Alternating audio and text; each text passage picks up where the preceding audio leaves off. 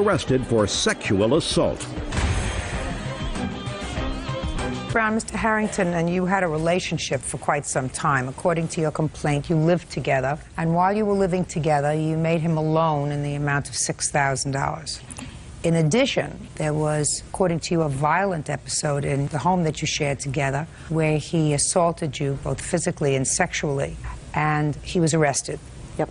Mr. Harrington said that the $6,000 was not a loan, but that you had lived with him for a period of time, never paid any expenses when you lived there, and this really was repayment for living expenses. And in addition, he says that while he was in jail for that one day, and you were only there one day, sir? Just for the night. Release me in the morning. In jail for one day, he says that the charges that you filed against him were false, and he wants money for emotional distress. How long did you two live together? A little bit over 2 years. From when to when? March until... March of what year? 2002, until the beginning of May of this year. And did you live in his home? Yes. Did you pay expenses in the house? Yes, I did. What kind of expenses did you pay? At first, he had a loan out for the garage, so I took over the loan for the garage while he paid for the house payment and the other bills, and I took care of the food. I'd buy all the groceries. Now tell me about this $6,000. Well, he had one of the other loans that he had out was for $6,000, and he was paying $100 a month on that loan.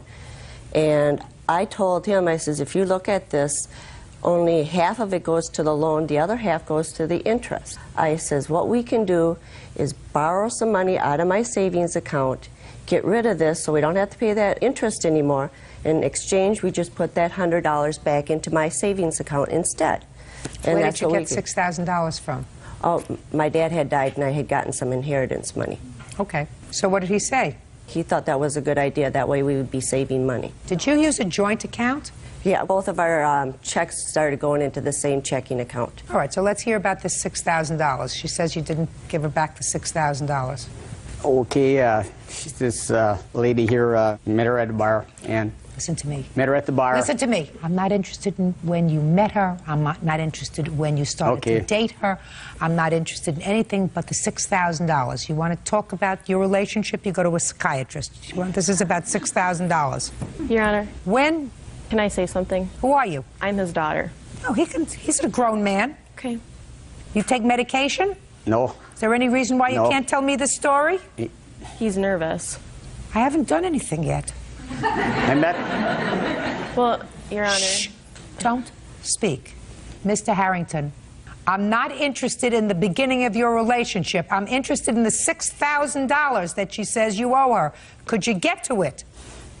The $6,000 was from when she moved in, and she agreed to pay the partial house payment with the utilities, and she said that she couldn't afford it, so she said she'd pay the loan off with her dad's inheritance that she received from him. That was no loan. I've got 9 months of bank statements here that she never put nothing in it. She never put anything in your joint account? It was no joint account, and she moved in. It wasn't a joint account until November 9th, 2002. Okay. I have proof right here.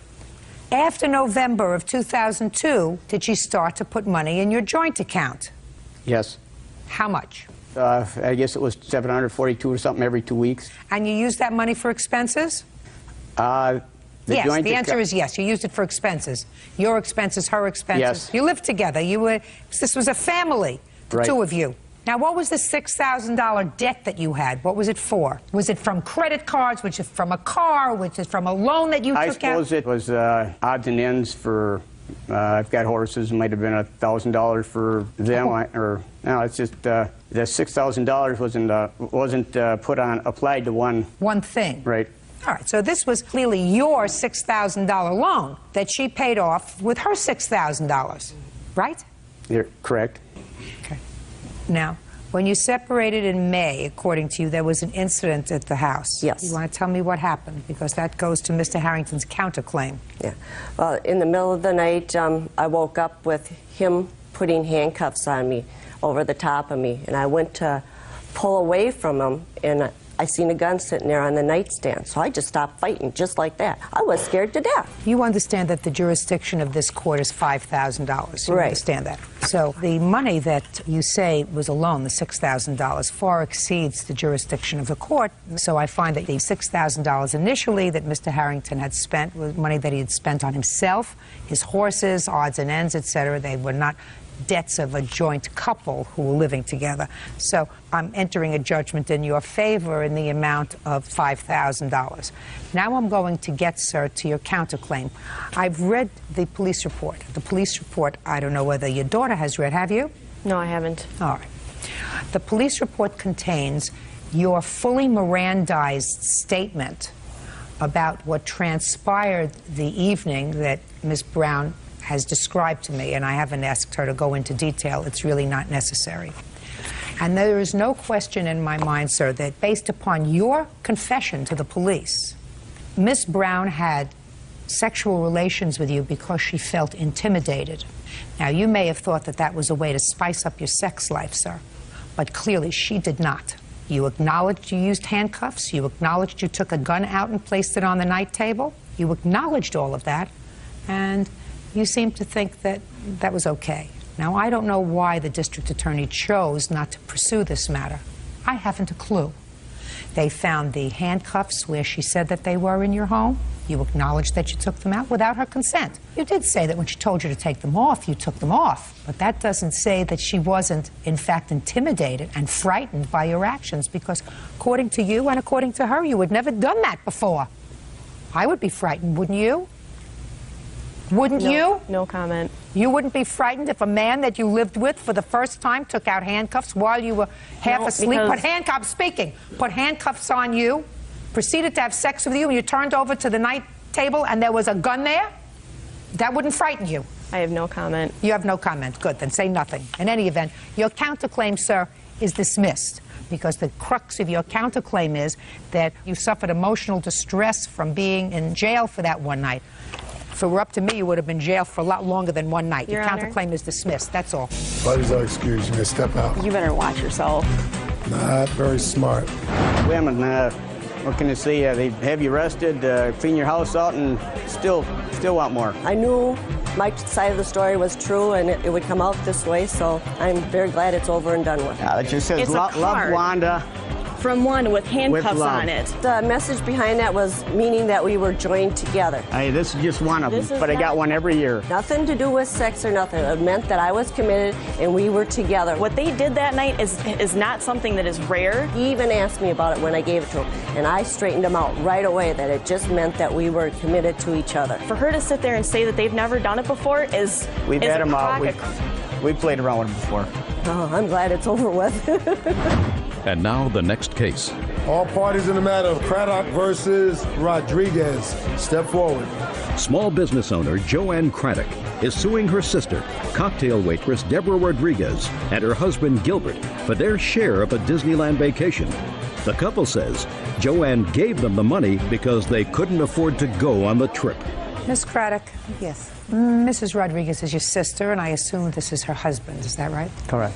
According to your complaint, your sister owes you for the expenses for a trip that the two families took to Disney. Yes. Your sister says that there was never an agreement to pay you back the money that she did in fact use. She had some financial problems. You insisted that she accompany the family to Disney, told you would take care of things, and that this whole thing stems from an unfortunate incident surrounding your father's death. When was the trip to Disney? November of 2003. And was it an overnight trip or a day trip? We were there for a week. Debbie and Gilbert took our van, and we took our other van and drove down, and we stayed at a timeshare for a week. So far, is that true, that you took their car Yes, and the trip had been planned for both families? yes. So why did it become necessary for you to take money from your sister? On November 9th, I got in a car accident where it was a 3-car accident. One car hit my car right on the driver's side door. Was taken by ambulance to the hospital. Had to be out of work. The car had over $5,000 worth of damage. So I had to call my sister and tell her that I wasn't going to have the money to go. She really wanted us to go on this trip. Is that what, did she call you? At all. Okay. Tell me what she said when she called you and told you she needed your car. We had offered her our van, and they would just put the gas in it, and we would take our other van, and the timeshare was already paid for. We each had our own timeshare. Had you paid for it already? Yes. How much was that? $220, I believe. We paid for that almost a year before we went, so that was all So paid the for. room was paid for? Yes. So what was the conversation about money that you had with your sister? They told us that they were low on money, they didn't have any more money, and we said that we would put things on our charge for you, but don't let me have to take you to Judge Judy. Honest to God. And here we are. Judge Judy continues in a moment. Things went very badly. She was behaving badly. She was making everybody very uncomfortable, and I had to kick her out of the house. Real cases, real people. Judge Judy. Joanne Craddock says her sister and brother-in-law owe for a trip to Disneyland. Deborah and Gilbert Rodriguez claim the money was a gift until a family argument changed everything. So she started to put monies on the credit card for your family. What makes you think that she wasn't expecting to be repaid when you could afford to repay her? I couldn't afford to repay her, and she knew that. I said, what makes you think, considering you are not families who have lots of spare cash, car hit you, I assume that you're suing the driver of that car? Yes. So eventually, you're going to either settle that lawsuit or come into some money. Why would you think that your sister, who doesn't have a lot of money, would not expect to be repaid? Because I called her before we took the trip, after my car accident. I'm a cocktail waitress. I live on my tips. Yes. I knew I would not have enough money to do this trip. And she said to you, what? She said, I want you to go on this trip, and I'll help you out. So my question to you is, I'm going to come back to my question. She helped you out. She gave you a car to go down in. Why would you think that you should not send your sister $50 a month and say, listen, thanks for helping me out, my family, we all had a great time on the trip, and if it wasn't for you, we really couldn't have gone. I'm going to send you $50 a month till it's paid off. It was never alone, and the only time it became an issue, she filed for this suit the day after my father died.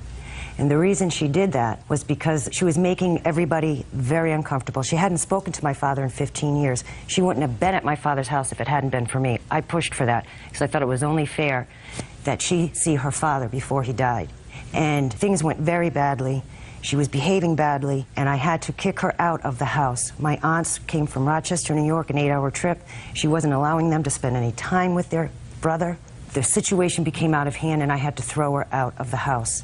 That is when she said, you're going to make my life miserable, I'll make your life miserable for the rest of your life. And the next day, my father died on the 11th. On the 12th, she filed this suit. It had never been an issue until that day.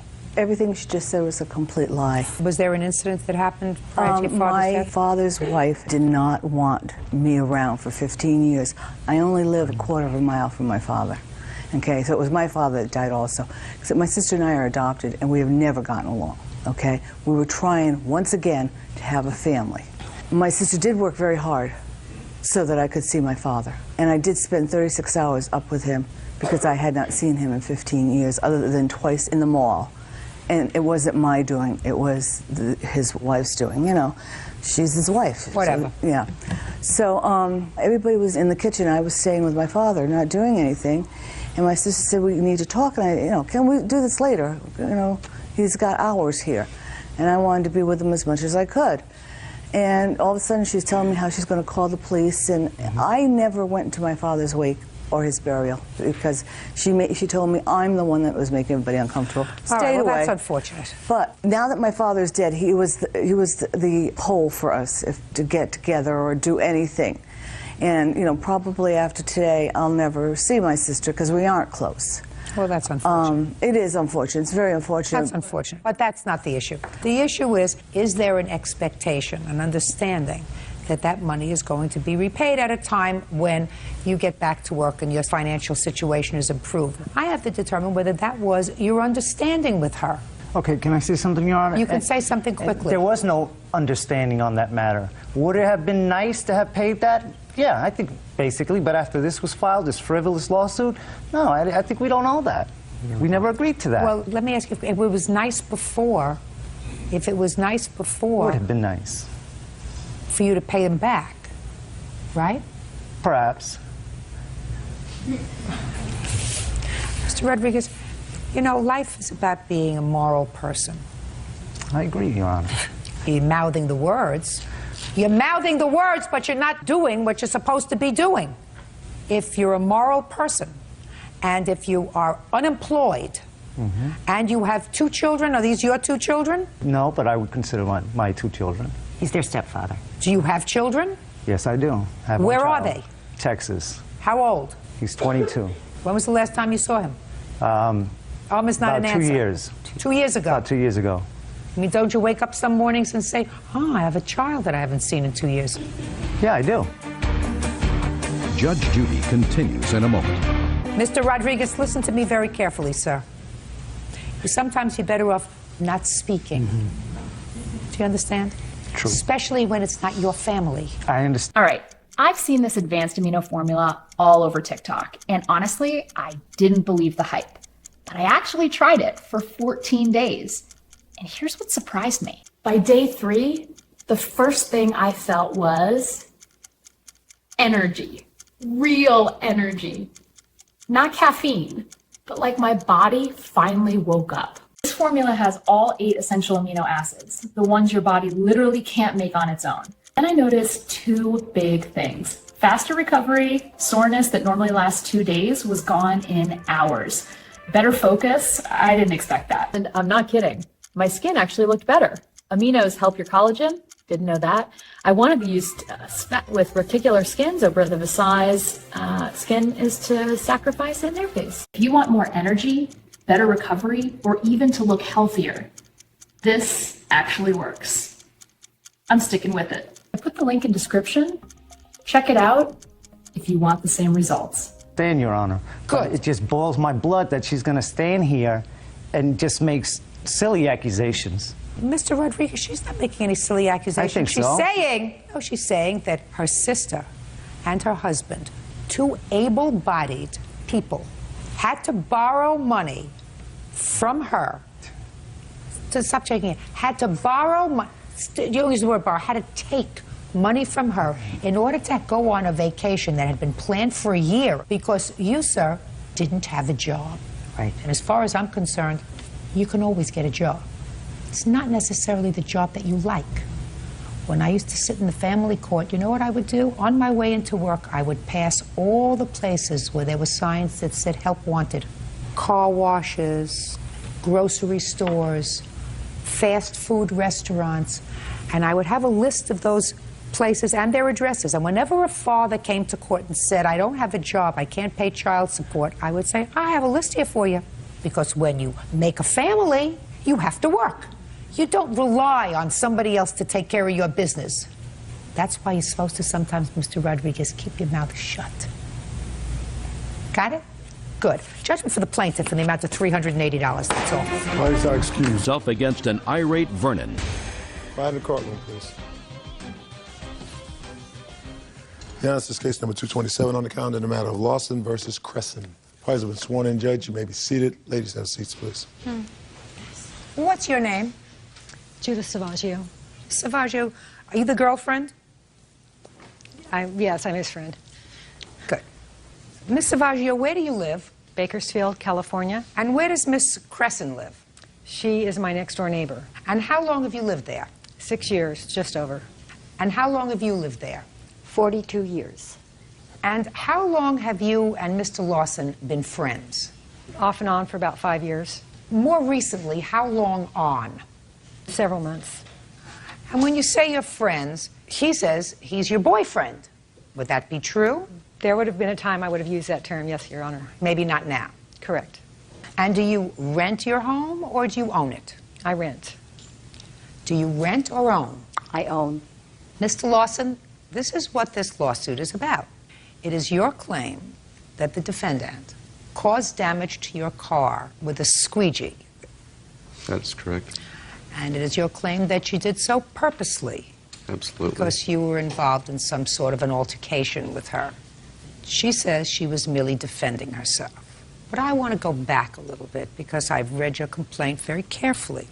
Your complaint says that you and Mrs. Savaccio were boyfriend and girlfriend, and that she was having some trouble with Miss Cresson. Is that true? Yes, Miss Cresson chopped off some limbs of a tree. Just a second. The answer would be yes, you were having Correct. trouble.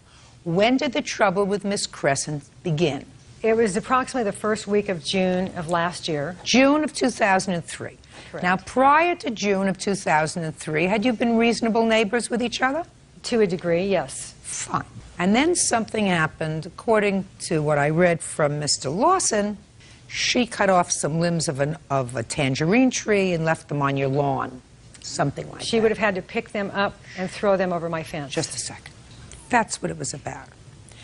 Mr. Lawson says that in retaliation for that, he knew that Miss Cresson objected to his parking his car in front of her house. So he decided to irritate her by parking his car in front of her house permanently. That's what you say in your complaint, correct? Until such time. That's what you say in your complaint. Is that right? Yes, Your Honor. And then what happened, Mr. Lawson? I had left it there for a couple of days, Judge, and then I drove to Why did you leave it there for a couple of days? Because she had failed to remove the branches that she placed over on Judith's property. What does that have to do with you? Well, it was upsetting Judy. Just a second. If it was just a second, if it was upsetting Judy, don't you think that she's intelligent enough to take care of it herself? Yes, she's intelligent enough to take care of it herself. Right. So you instead decided to make things worse between these two neighbors. You sort of sauntered in and said, I'm going to show my muscle because I'm a mature, thoughtful individual who, instead of trying to ameliorate a situation, I'm going to exacerbate a situation. So you, as an irritant, parked your car in front of her house. Now, after you did that, Mr. Lawson, tell me what happened. Well, Your Honor, I had drove over to an appointment in my other vehicle. Oh, just a second. So you have two cars? Absolutely. I have a pickup truck and a sedan. Good. And I assume that at the time, you also had your own apartment. That is correct. So what you're telling me, Mr. Lawson, is that you left, despite the fact that you lived elsewhere, you used the front of her house as a parking lot for your pickup truck. No, Your Honor. That property is on a corner, and I use a side lot, which is completely out of her visibility all the time on the other street. So when you said here, I decided to begin parking my car in front of her house, although I know it irritated her, that was a lie.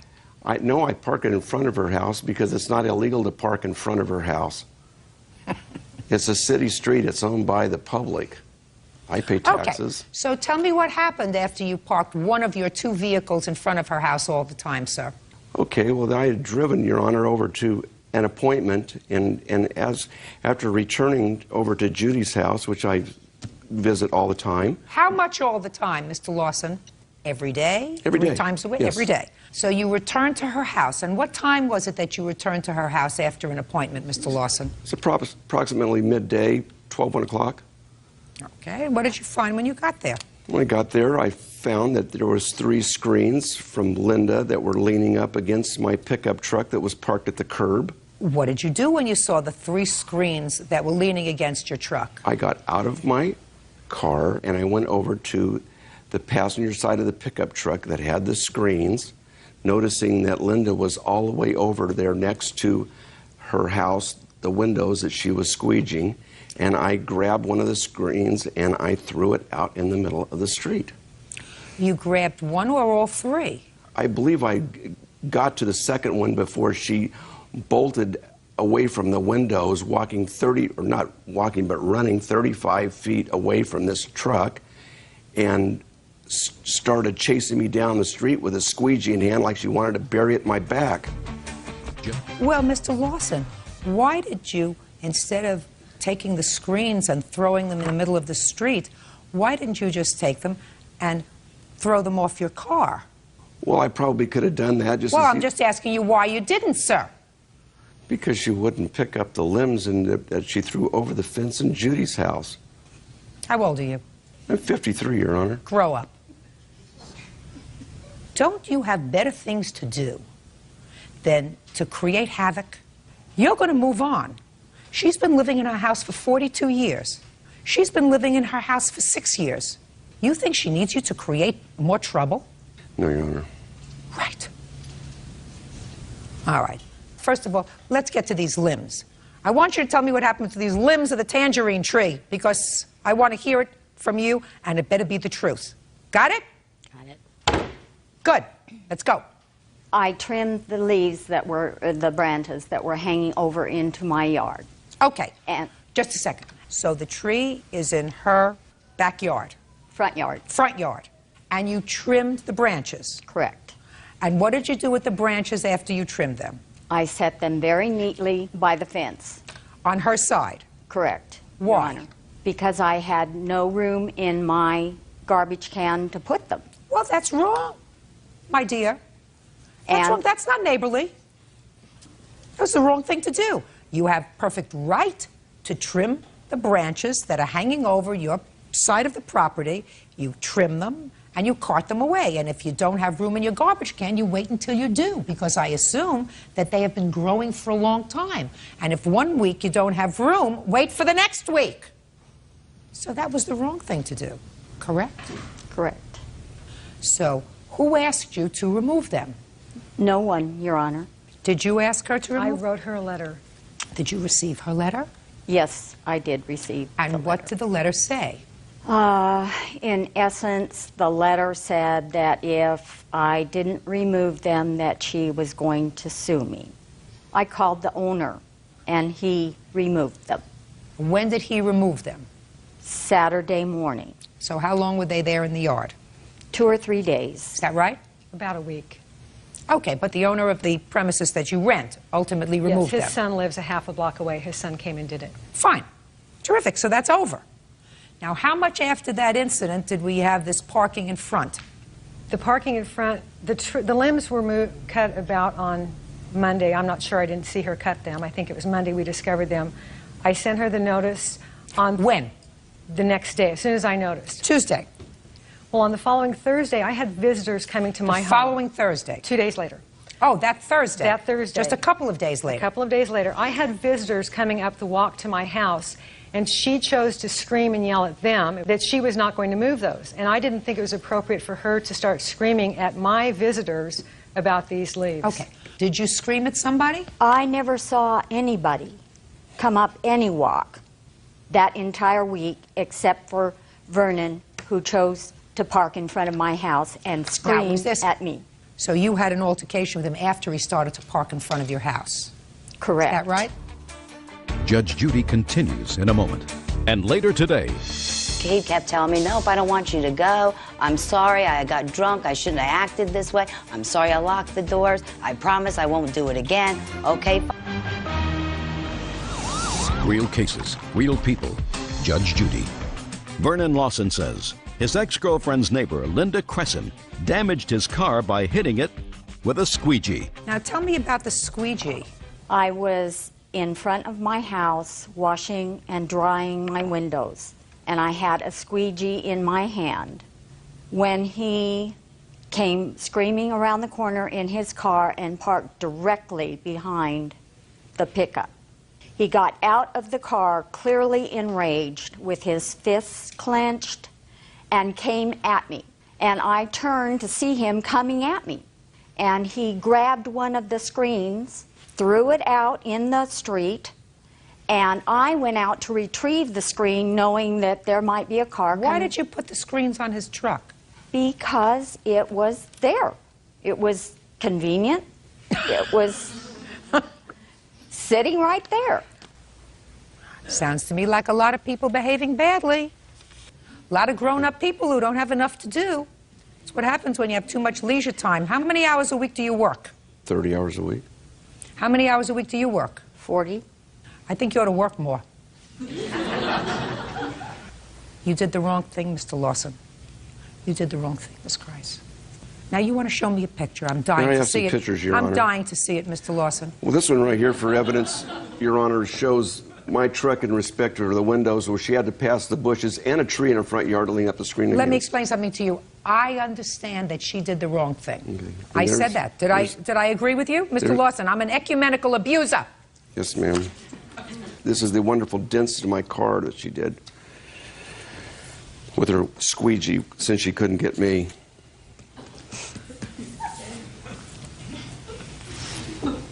This is the tree she cut, fence, put clippings behind. Okay, so she knows she's not supposed to do that. That's not a neighborly thing to do. She wants to clip it and cut it, clips it and cuts it, and put it in her trash. Right?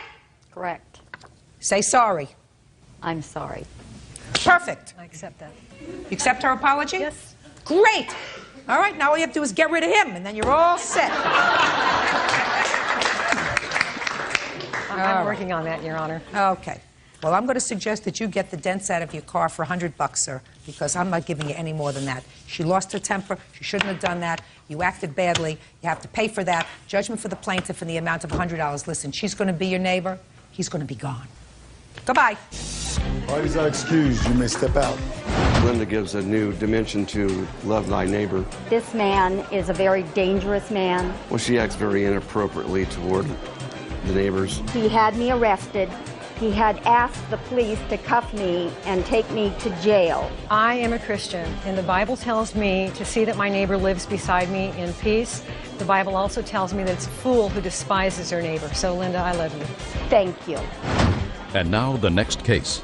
All parties in the matter of Gifford versus Swisher. Step forward, please. Plaintiff Donna Gifford is suing her ex-boyfriend, construction worker Fred Swisher, for illegally evicting her from their home. Fred says Donna is vindictive and out of control.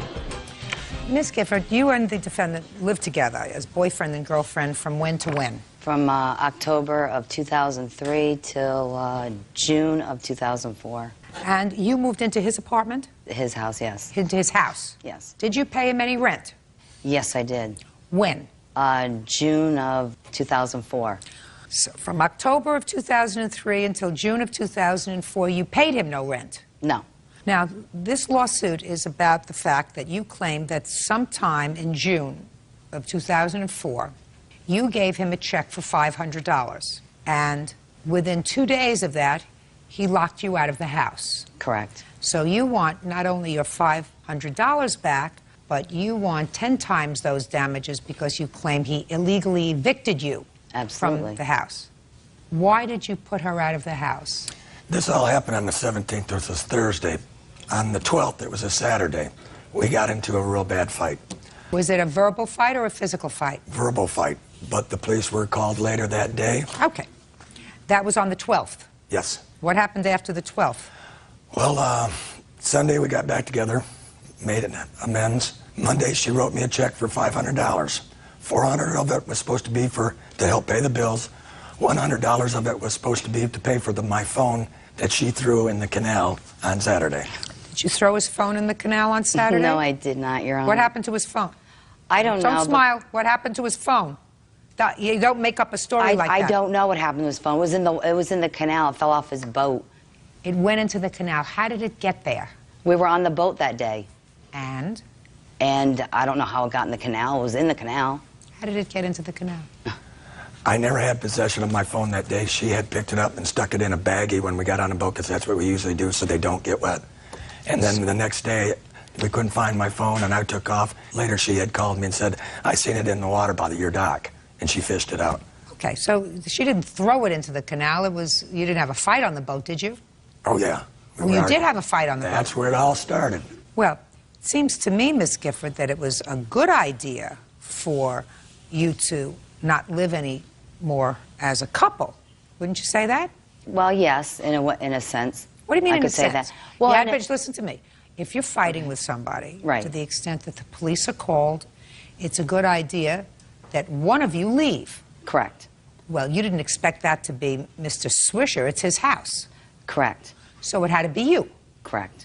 So why didn't you leave after this altercation on the 12th? Because he kept telling me, nope, I don't want you to go. I'm sorry, I got drunk. I shouldn't have acted this way. I'm sorry I locked the doors. I promise I won't do it again. Okay, fine. I I'd stay or I'd move back in. I mean, this was a constant thing.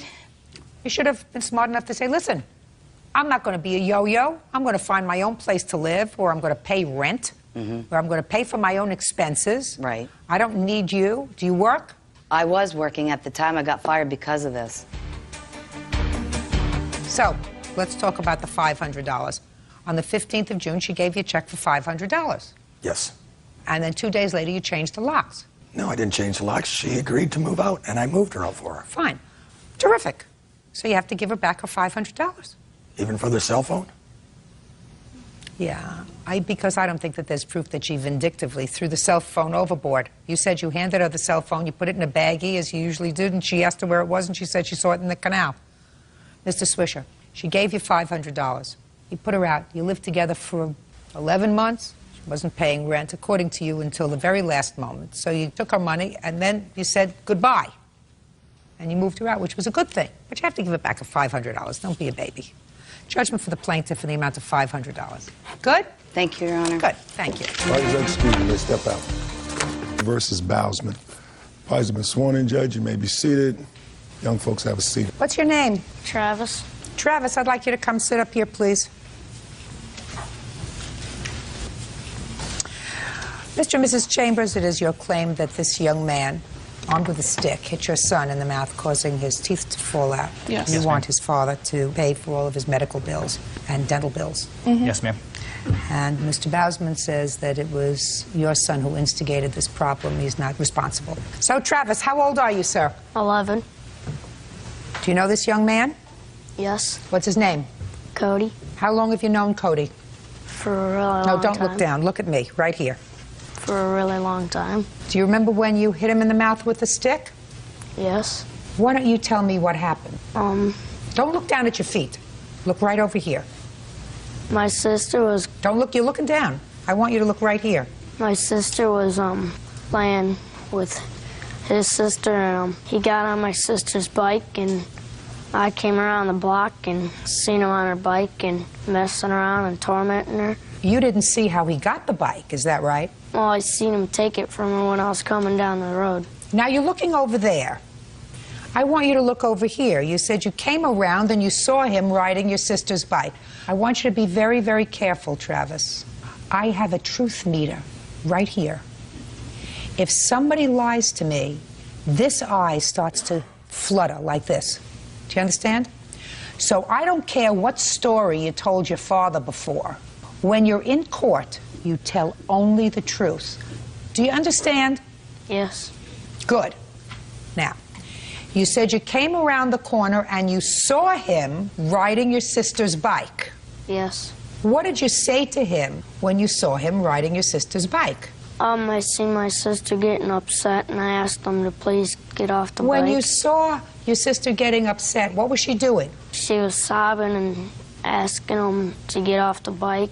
And Okay. And what did he say? He said no, and he started laughing and messing around. What happened next? Don't look down there. Look over here. He started to ride on the bike, and then he threw it in the street in front of a van. He got off the bike? Yes. Where was he when he got off the bike? Not on the corner, but like on the side of his house. And what did he do when he got off the bike? He ghost rided it in the street. What does ghost riding it in the street mean? Run with the bike and then let it go. What's the next thing that happened? The van came up and locked its tires up. What do you mean locked its tires up? Tried to stop and it was squealing. Okay. And then? He got the bike Don't look again. down. Look here. He got the bike again, and I asked him to get off it again. Where was he riding it? Up and down the block? Yes. Well, where was he again when you told him to get off the bike? Riding away from me. And what did he say? Did he say anything? No. Okay, because you were just about to say he said something, but he didn't say anything. No. He just rode away. Yes. Then what happened? He was about at the alley, and I went across the street to tell somebody, but there wasn't enough time because he was messing with my sister again, so I grabbed was your something. sister in the alley? No. Where was she? He rode up by the corner by that time. And where he was your sister? My sister was on the side of the house, and He was tormenting her again. Well, tell me how he was tormenting her. What was he doing to torment her? Teasing her. What did with he the do bike. to tease her? He was saying, I want to see you get the bike back, and I'm not going to give it to you. Mm-hmm. And so I grabbed the broomstick and asked him to get off it again, and he rode around, turned around, and came riding at me laughing. So I took the broomstick and I hit him. Where did you hit him? I was meaning to hit him right here. Not that hard, but Where did you hit him? In the face. Did he get off the bike? Yes. Step down.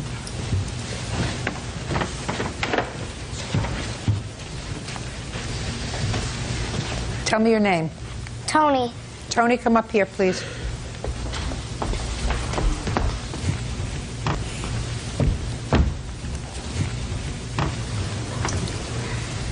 How old are you, Tony? 8. Do you know Cody? Yes. Do you remember when your brother picked up a stick and hit him in the mouth? Yes. Was your brother frightened after he did that?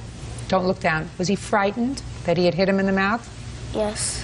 What did he say to you after he hit Cody in the mouth? He didn't say anything. How did you know he was frightened? I saw his face. Do you think he knew he had done the wrong thing? Yes. Do you think he did the wrong thing? Yes. Tell me how Cody got the bike from you. I put it on the sidewalk and put its kickstand down and went playing with his sister, and he took it. Did he ask you if he could ride it? No. He just took it. Yes. And what happened when he took the bike? My brother was coming around the corner, and he asked him to get off because he saw me getting mad, and he said no and started riding away. Is that when he hit him with the stick? No. When did he hit him with the stick? And then he came back and got off the bike, and then I went back over to play, and then my brother went over across the street. He got back on the bike, and then he started riding over the side of his house, and my brother came over from across the street, and he asked him to get off the bike, and so he got off the bike, and he started running with it and threw it in the street, and the van locked up its brakes, and I was trying to go get it. My brother holded me back, and he made Cody go get it, and then he got back on it after he got it. My brother hit him with a stick, and he went in and told his dad. Good girl. Sit down, Tony.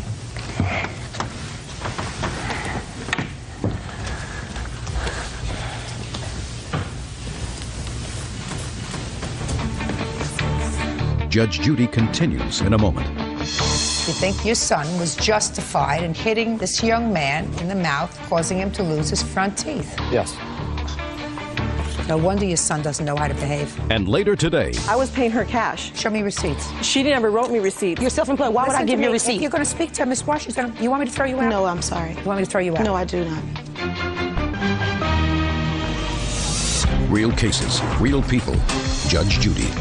Tammy and Kevin Chambers say their neighbor, 11-year-old Travis Bousman, hit their son, 13-year-old Cody, in the face with a broomstick. Travis says Cody was teasing his little sister. How old are you, Cody? 13. How come you got on Tony's bike? She said I could ride it. When did she say you could ride it? When she was playing with my sister. I asked her nicely if I could ride it. She said yeah. Did her brother come by and tell you to get off the bike? Yeah, and I told him that his sister said I could ride it. Okay. Did you take the bike and throw it in the street? No. No, I didn't think so. Tell me what happened when he hit you in the mouth. I was riding the bike in the street. Then I went, turned up into the driveway thing by the alley. Then he whacked me. Did you lose any teeth? Yeah, my front one. Which tooth? This one. So that's a false tooth? Not false. It's It's a crown? Yeah. So you had to go to the dentist? How many times did you have to go to the dentist? Probably around 3 or 4 times, maybe. Okay. You have any other work that you have to have done? Yeah, I think so. I have to go back to get checked, the bottom teeth, see if they're damaged. Okay. Sit down.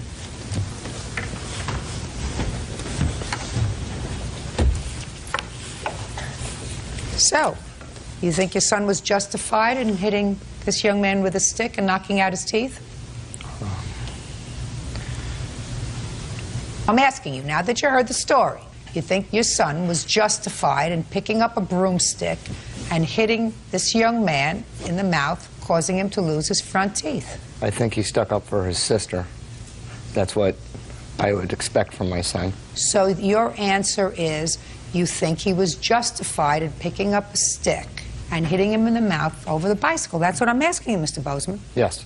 Yes. No wonder your son doesn't know how to behave. Listen to me. You had no right to hit him with a stick. Do you understand that? Yes. Good. Did your father tell you that? Yes. So if you told him that, how come you're not telling me that today, Mr. Bozeman? If you told him that he had no right to hit him with a stick, why do you stand there and assume the stupid position today that he was sticking up for his sister, and that's an appropriate response for a child to assault somebody with a weapon because he was teasing his sister, even if that happened? Are you going to answer me? Yes. Then answer me.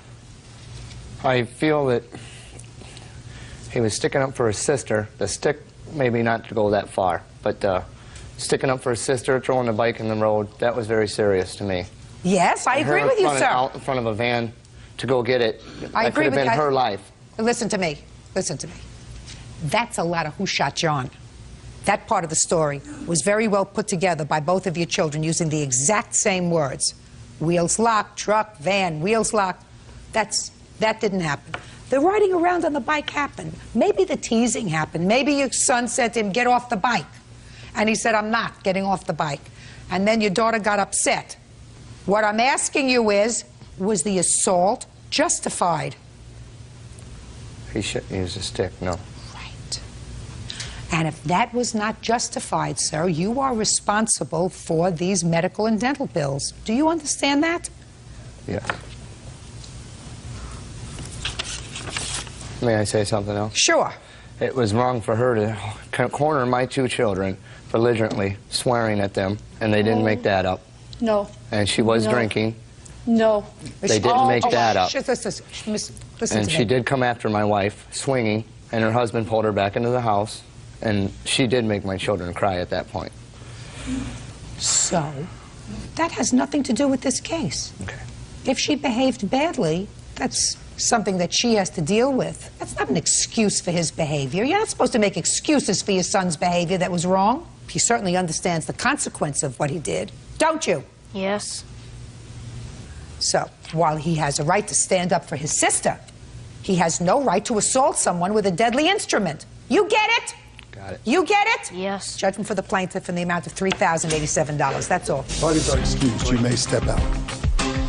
She was cornered at the house the whole time. I didn't see the daughter. Making her cry. The only one that was there was the boy, and I told him to go get his mother. She was yelling at us. Me and the mother got into it. She said the B word and the F word. She's the one that called me I don't know if I'm allowed to say this. I don't think I had the right to hit him. I wasn't teasing the young girl. He didn't have the right to push my sister around and call her names or throw her bike in front of a van either. I do believe my kids. I guess he can't protect them in all the ways. And now the next case. All parties in the matter of Washington versus Shonen, step forward, please. Salon owner Daniel Washington is suing her former co-worker, manicurist Gianna Shonen, for unpaid booth rent. Daniel says Gianna quit without paying her tab. Miss Washington, according to your complaint, you own a beauty salon. The defendant rented a booth from you in that salon. You claim she left owing you rent. Some $300 is what your claim is. And Ms. Showen says that you wanted her out. She left. She owes you nothing. When did Ms. Showen come to you to rent a space? I believe it was in April or May. When did she start to rent the space? I believe April. And what was the rental agreement? The rental agreement was every Saturday when she came in, rent was due $75 on Saturday morning. $75 a week? Yes. Starting when? In April. Okay. When was your last day at the salon? It was the end of July. When I got there, I had 65 clients that moved with me from a previous salon. By the end of the time of the salon, I only had 5 clients left. I have my bank statement stating the money that I had made when I was getting there and how it declined. Your Honor, she's lying. My last day at the salon was because I went to go put my booth rent in on a Saturday evening. She's lying. She locked me out of the salon. She had changed the keys. I called her that evening. It was very late, and she told me that she locked me out because she hadn't spoke to me. Okay. Miss Washington, at some point, you boxed up her things. When was that? The last weekend in July. Now, what do you claim she owes you rent for? Booth rental. I have Booth rental. How much? $300. From when? From June the 5th, she never paid booth rent. June the 12th, she never paid rent. Okay. June the 19th, I went out of town. She told me that morning, I'm going to come in and pay the manager. Don't worry about it. Keep going. June the 26th, she never paid rent again. She would show up and do clients, and we allowed her to do clients because she was thinking that we gave her a 5-day notice. I was on commission during... Shh. She was not on commission at that time. She's lying. I don't know what commission is as opposed to booth rent. Booth rent is you pay a flat fee every week. Commission is you pay out of everything you make. So between the 5th of June and the 26th of June, how much money did you give her? Your Honor, I was on commission during that time. When she took me off of commission, I didn't take she her took off of me commission. off of commission. She told me she could not afford to have me on commission in her salon. In June, I was paying her cash. I was paying her cash. Can you show me receipts? She never wrote me receipts. Everyone in the salon has a receipt book, and they come to us and put the receipt in. So really, you're self-employed. You're self-employed. Why would I give you a receipt? If you're going to speak to Miss Washington, you want me to throw you out? No, I'm sorry. You want me to throw you out? No, I do not. Do you have receipts from June 5th to June 26th? The last, when I stopped writing checks, that's the last receipts that I have. Why did you stop writing checks? The copies of my bank You're going to be gone. statements. This is your last chance. Last chance. And you know, when I say last chance, it is your last chance. You got it? Yes. I'm serious with you.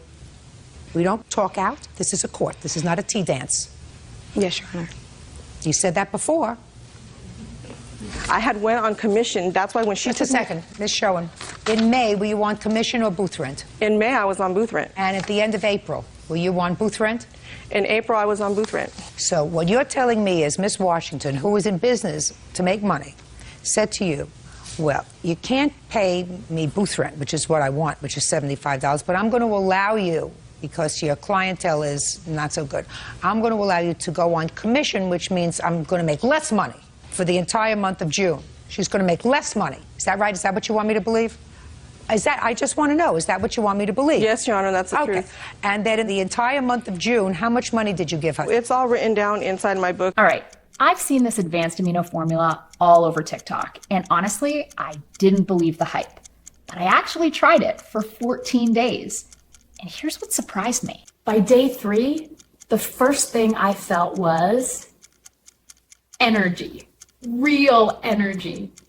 Not caffeine, but like my body finally woke up. This formula has all 8 essential amino acids, the ones your body literally can't make on its own.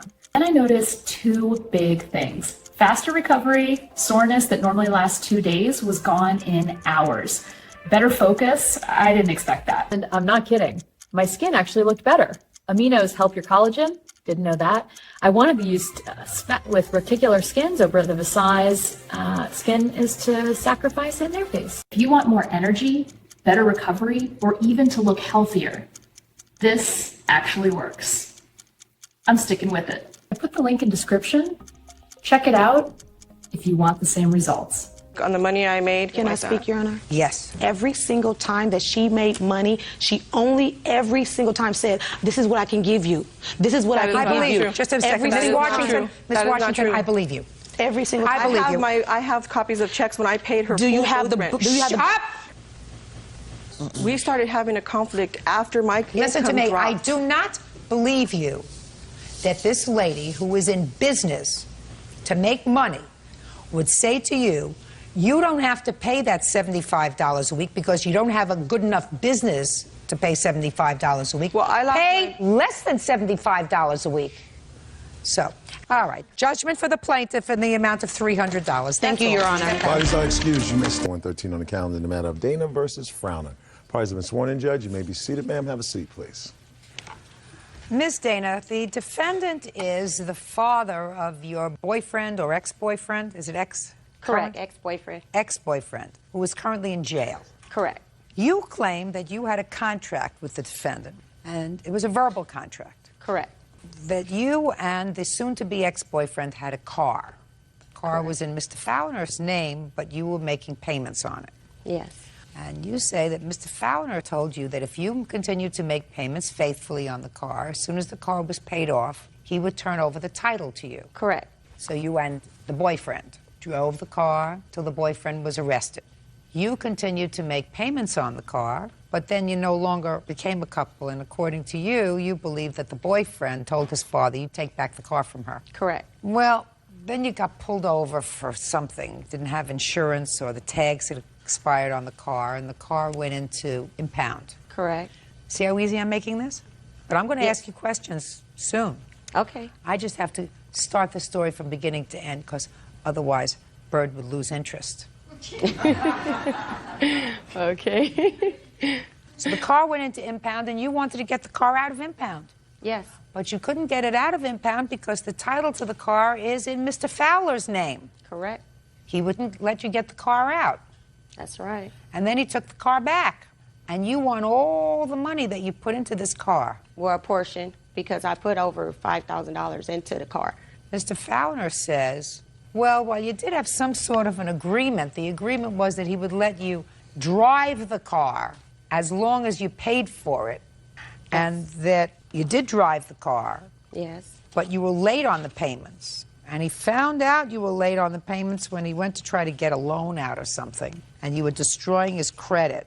His son might have told you not to get the car back, too. Is that right? Yeah, he insinuated that. What? He said that in a way, yes. Listen, that, let's not play with each other, sir. He didn't say that in a way. He said, get the car back from her. Yes. Shh. Okay. So because you were late in your payments, and because his son told him to get the car back from you, he did. And he's counterclaiming because he says he was forced to pay impound fees because you didn't have tags on the car, and a parking ticket that you got. So that's what this case is about. Were you ever late on any payments? Yes, I was late on payments. How many? I was late on a few payments. However, he never said not one time, if you're late on payments, that I'm going to take this car from you. Well, what did you think he was going to do? Throw you a testimonial dinner? No, but... He was going to get you cake? No. Send you a bottle of champagne? But he never said that he was going to take the vehicle from me. I understand that I was late on payments. How old are you? I'm 31. Did you ever own property before that you financed? Yes, I had a vehicle at the time when I took over the car. When I took over his car, no. Did you finance it through a bank? Yes, I did. Do you still have the car? No, I sold the car after I took over the car with Mr. Prowner. When you had your vehicle and it was financed through a finance company, what did you think would happen if you were perpetually late in making the payments? They would then repossess the car. Right! So you thought that it was okay to be late in your payments with Mr. Frowner? No, I didn't think it was okay, but I was going through little problems at the same time. I was also helping his son out that was in jail. That has nothing to do with the car. Yeah, that's true. However, that was deceit from his son as well as him. From the time that I met his son, he was a bank robber. I never even knew that. That's how I came in contact with even taking over the car note. Shouldn't have done it. I felt like I was doing them a favor. I had the car for 2 years, and at the time that he took the car, the payments were on time. He took the car out of my possession without even saying anything. He didn't take the car out of your possession, Miss Dana. He took the car out of the pound because you were irresponsible in not having the car registered. Ma'am, the registration was only not even 30 days late. The registration was due in February. I got the registration in March. And Mr. Fowler, the car was getting impounded, I called Mr. Fowler as the car was Why getting did they take the car to impound? Because the police officers were being jerks. They didn't have to impound that car. Because there was no registration on the car that was current, is that right? Yes, but it wasn't. They give you a 30-day grace period. Evidently not, Miss Dana.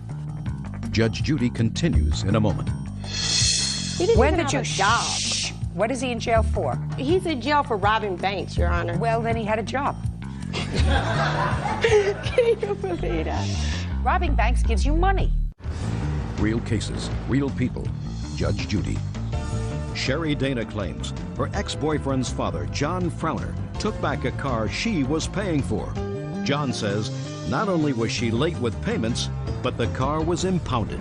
Seems like the world is against you. You're late in your payments on his credit. You weren't doing it on time because you had all kinds of other troubles. You were doing him a favor in taking over the payments on the car, according to you. You weren't doing him any big favor. The car gets repossessed. He's finished. If I wouldn't have took over the payments, the car would have been repossessed. Perfect. Then he would have been in no worse position than he is now. But the car notes weren't late consistently for the 2 years that I Doesn't had make the vehicle. any difference, madam. That affects his credit. Yes, it affects his credit, but at the same time... So you have no sympathy for me.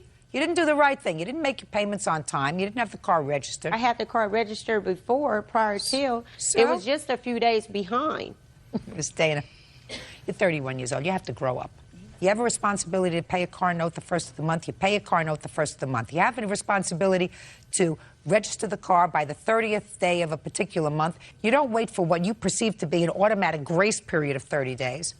You're not a baby. You're 31 years old. Okay. Stop blaming other people. Okay, How much did you pay every month for the car? I paid $389 a month. What kind of car was it? It was a 2000 Monte Carlo SS edition. And even before then, he should have said that before. He should have taken the car away from me in the beginning when the payments were first delayed. Why wait 2 years to let me practically pay off a car and then take the car from Well, me? maybe That's not fair. Well, maybe we're going to find out. Mr. Frowner, how did you find out that the car payments were late? From the finance company. How did that come about? Because they threatened to repossess the car. Did they write you any letter? Yes, they wrote letters. Do you have those letters with you? No, I don't have those letters. I have a history, a detailed history of the payments. Let me see. What did you do with the car, sir? I still have the car in my possession. You still have the car in your possession. Are you making payments on the car? Yes. Okay. And in what year did Miss Dana start making payments on the car? When it was new in 2000? No. When? July of 2001. Was your son driving the car before that? Yes, that's right. And they were together? Yes. Mm-hmm. So you don't know who was making the payments, she or your son? No, he was making the payments. Okay. He didn't When even did have you a job. What is he in jail for? He's in jail for robbing banks, Your Honor. Well, then he had a job. Can you believe that? Just like I said, quiet! Robbing banks gives you money. I'm not approving of it, but he had a car. The loan was being paid off because he was robbing banks. He was out there and he was employed. The fact that the government doesn't approve of his vocation doesn't mean that he didn't have money to pay off the car loan. Now, when did he go into prison? March of 2000. No. When did he go into prison? May of 2001. 501. Believe me, his father knows when he went into jail. And was it starting in May of 2001 that she started to make the payments, Mr. Frowner? No, Your Honor, we put the car up for sale. In what year? In May of 2001, after he was incarcerated. He was supposed to get the money to obtain an attorney. And what happened then, sir? The car was on the lot to be sold, and someone broke into the car. He had a lot of equipment on there. Miss Dana, we got together and we went and got the car. Ever since then, Miss Dana had the car. So she's been paying on the car for about a year. Yeah, which I made some payments myself. Show me. That's a lie. That's it. That's a lie. Do you have any proof, Mr. Frowner? No. That's a lie. Do you have any proof, Mr. Frowner, that you've been making payments on the car? I wasn't making those many, but I did make some. You have any proof? No. Then I find that you didn't make any. Okay. When was it impounded? The car was impounded March the 14th. March of 03. Correct. So she's been making payments about 22 months. Times 385? 389. 378. I have a. Let me see. 378. And even and on this page, and even on that form right there, where I sent my payments through MoneyGram, it would even show where if I was late on the payments, I made up for the late fees and everything. That doesn't mean his credit wasn't affected. But do you understand? Yes, ma'am. I sure do. Good. So if you think you're going to get all your money back, you're wrong. But Mr. Frowner can't take advantage of the entire situation. Do you understand that, Mr. Frowner? Yes. Now, yes, Your Honor. What kind of car had you traded in? Well, I sold my 1997 Nissan Sentra to a coworker. And what were your payments on that car? $320. And you plan on keeping this car, isn't that right, Mr. Frowner? Yes, ma'am. I'm in the process. $8,316 is what she paid so far. What interest was your loan? 15%. I have a copy of the contract. Can I see it, please?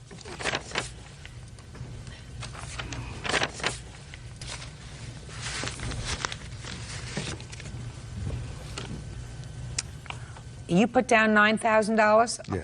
Remember what his son was doing. Taxpayer. You didn't? No. Okay. I've deducted the interest. Got about $58.82 if you take away the interest for 2 years. Now, how much do you think minimally you'd have to pay to drive around a car a month? If I leased a car for 1 month, about $300. Right. Well, I'm going to give you credit for $200.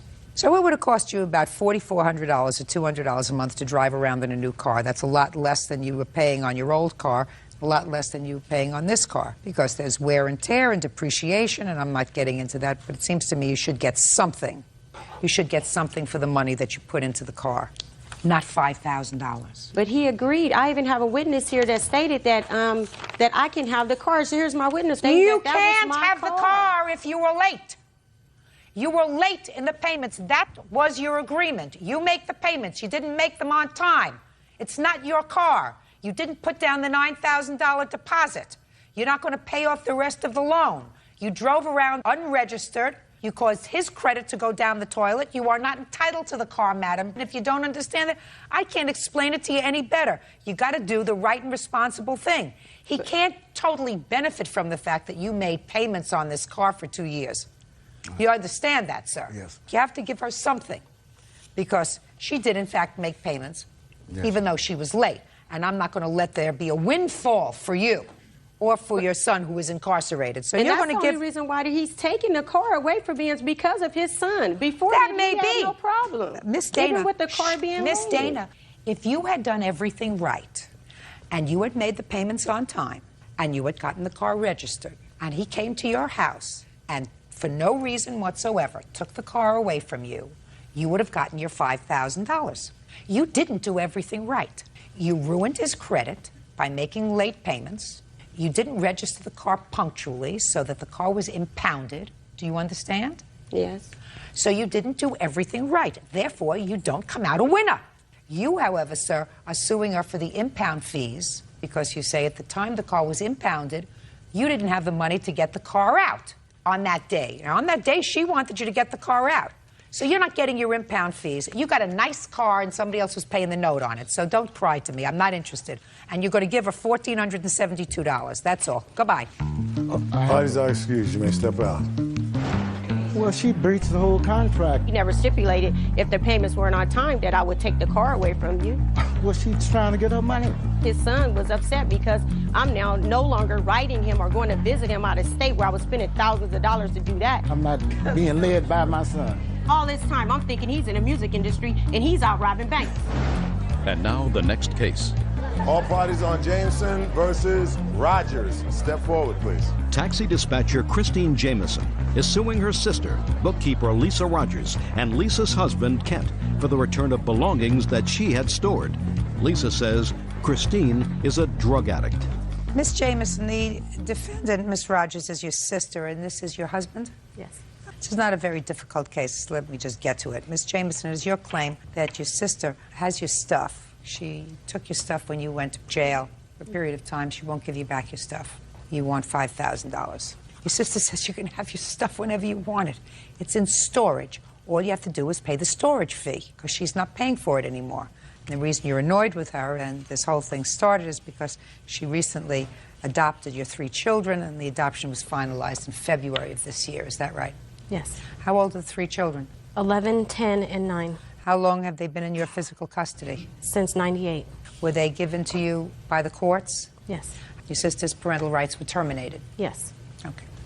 Why were you in jail the last time when your sister took your property at your request? They said that I was under the influence. So it was a drug-related arrest? Yeah. But as soon as they found out that I was clean, they let me out of prison and off parole. Fine. How long were you in prison? A week and a day. And when was that? It was February 13th. Where's your stuff? In storage, I guess. Her stuff in storage? In storage, yes. All of the stuff. Where did you get it from? She was living with my father in a mobile home. Everything was taken out of the mobile home because he was evicted due to her drug trafficking. All I'm asking you is, her stuff was taken out, furniture, clothes, everything else? Everything was put in storage. Did you tell her that you put it in a storage unit? No. When did she find out that you put it in a storage unit? The day she got out. Which was? The 21st of February. I picked her up. Why didn't you take it out the 21st of February? Because it's in her name. Did she go up there with you once? Yes, April 7th. What happened on April 7th? I opened the storage and told her to take what she wanted. She took a small box of makeup. That was it. She No. didn't have room to put anything else. Fine. Very, very simple. The court will issue an order that as soon as you pay the storage fees, Ms. Jamison, you can go and get anything you want out of that. You can empty it out, and you are going to do that within 5 days. Is that fine? Then you can get all your stuff. Why? I can do it today. Fine. They have to be there, Perfect. Will you put your hand down? Will you sign a notarized letter that she is entitled, as soon as she pays, all the storage fees to go in and take whatever she wants out of storage? Fine. What about my jewelry she has? Do you have any of her jewelry? Yes, I do. What jewelry do you have? I have a bag of jewelry. I over. paid $100 for this, so she would not pawn it. Listen to me. Listen to me. Give it to her. You don't want to bother. I don't want any part of it. Bird, take the jewelry. Give it back to her. What about my $100 I gave her for that? You have 3 nice children? Oh, yeah, of course I do. Terrific. Yeah. Thank you.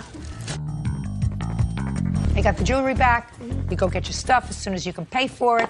I'm telling you that she doesn't have to maintain the storage anymore after next month. Listen to me very carefully, which means the storage company has the ability to snip the lock and take your stuff and throw it in the garbage.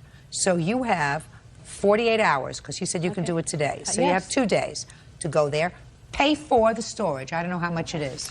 What about my dad? Doesn't he have to pay half? Half of it says she put it in there. I didn't ask her to. You want your stuff back? Yeah, you pay I want the it all back. storage. Do you understand? That's fine. Good. How much is storage? $395. You have the money? Yes, I have the money. Good. Do I get everything that's in the storage? You get everything that's yours in the storage. I have pictures of her items. Then she would have to have my dad pay for his other half. Why should I pay the full storage? She's not having her dad pay for anything. Okay, well. You have to pay $395 if you want to get your stuff out of storage today. Do you understand? Yes. Yeah. Period. Goodbye. Parties are excused. You may Matter of Medrano versus Moreland. Thank you. You're welcome, Judge. Parties have been sworn in. You may be seated. Ms. Medrano, defendant was your boyfriend, and you claimed that you made a $1,200 loan in order to help him break a lease for his apartment. Mr. Moreland has an entirely different story, which I'm going to let him tell me. Right. Because you do acknowledge that she gave you $1,200. Correct. When did she give you the $1,200? It's around February of 2008, during my birthday. I was going to depart the city. I told her I was going to leave. You were going to leave what city? Indianapolis, and I was going back to New York. And Are you originally from New York? Yes, ma'am. And how long were you and Miss Medrano dating at the time? For about a year. And that's when she had persuaded me that I should stay, get an apartment. I got an apartment because I had a friend that also, too, needed an apartment. So we got the apartment together. Where was Miss Medrano living? She was staying with her mother at the time. Go ahead. And during that time, I had a friend. He moved in with me. He was unable to financially make the rent. So just a minute. So you rented an apartment with a friend. Right. Did you sign a lease? Yes, ma'am. Did the friend sign the lease? No, ma'am. And how much was the rent? $500 a month. So you each were paying $250? Right. And then he couldn't make the rent? Right, he couldn't make the rent. So what happened, Mr. Moreland? At that time, he left the apartment, and I told her that I was... When was this? This was around April of 2008, last year. And I had made her aware, notified her that I was going to leave the city right then and there because I didn't have an apartment to go to, and I just wanted to leave. Well, you had an apartment to go to. You had signed a lease. Right. So you were just going to break the lease and leave? Yeah, I was going to break the lease and leave. And what did she say? She said, no, don't do that. Stay. I'll give you the money. So then she gave me $1,200. What was the $1,200 for? It was for the rent because I wasn't able to pay his half. And then also, too, there were some other things. That's not correct. Shh. I'll get to you in a minute. And then also, too, I had a car payment that I had to make. Okay. Now, in April of 2006, did Miss Medrano come to stay with you? No, she did not. She was already staying there. And she already had her belongings already there. Already during where? the time, at the apartment. How often did she stay there? I say about 5 nights out of 7 nights during the week. The weekend she would leave and go back over to her mother's or do with her. Why is that? I don't know why I don't know if she was going to the club or what she was doing. What club? Clubs around the city or wherever. What were you doing on the weekends? I was doing the same thing. I would Cheating. go to the... All right, Miss Medrano, let's hear your version of the $1,200. In April, he asked me to borrow the money, and I told him no at first, but then eventually I did let him borrow it. And that was not to pay any of his bills. That was actually to break the lease of his apartment and move into another one in Indianapolis. Did he, in fact, do that? No, he did not. I'm really not sure where the money went to. I want you to tell me exactly what he said to you. He asked me to borrow the money in order to break the lease to his apartment and move into another apartment in Indianapolis. But I really strongly believe that he was behind on child support and that it went to his baby's mother. Were you behind in child support? No, ma'am. How much did you pay in child support? It was just $50 a week, so I wasn't, no reason to be behind. And actually, I have another statement. His baby mother called me, so that's why I really strongly believe that, because she did let me know that he was behind on. Don't tell me what she said. That's hearsay. Okay. When did the two of you break up? In May of 2008. Under what circumstances? Because he was cheating on me with his baby's mother. That's incorrect. I I was just being honest with her. I made her aware that I wasn't going to be able to be faithful to her. I wasn't with any ex-girlfriend or anything else like that. I just let her know I wasn't going to be able to be faithful, so we might as well not be in a relationship. And that's when she had got upset. It's not true. And agitated about the situation. Okay, so let me understand this. You broke up a month later. Right, correct. Or within that month. Mm-hmm. And at that time, you were taking $1,200 from her. Yes, ma'am. To pay a variety of bills, none of which were hers. Correct. And shortly after you got the $1,200 from her, you told her that you could not be faithful to her in a committed relationship. Correct. Is that what you're telling me? Yes, ma'am. Nice. Judgment for the plaintiff in the amount of $1,200. Thank you. That's Parties are counterclaims excused. dismissed. You may step out. Pretty much just a woman scorn, and this is just really how a woman gets sometimes. He had been lying to her also. Honesty doesn't pay off at the end of the day. Learn how to be faithful. And now the next case. All parties in the matter of Massa versus Nowak.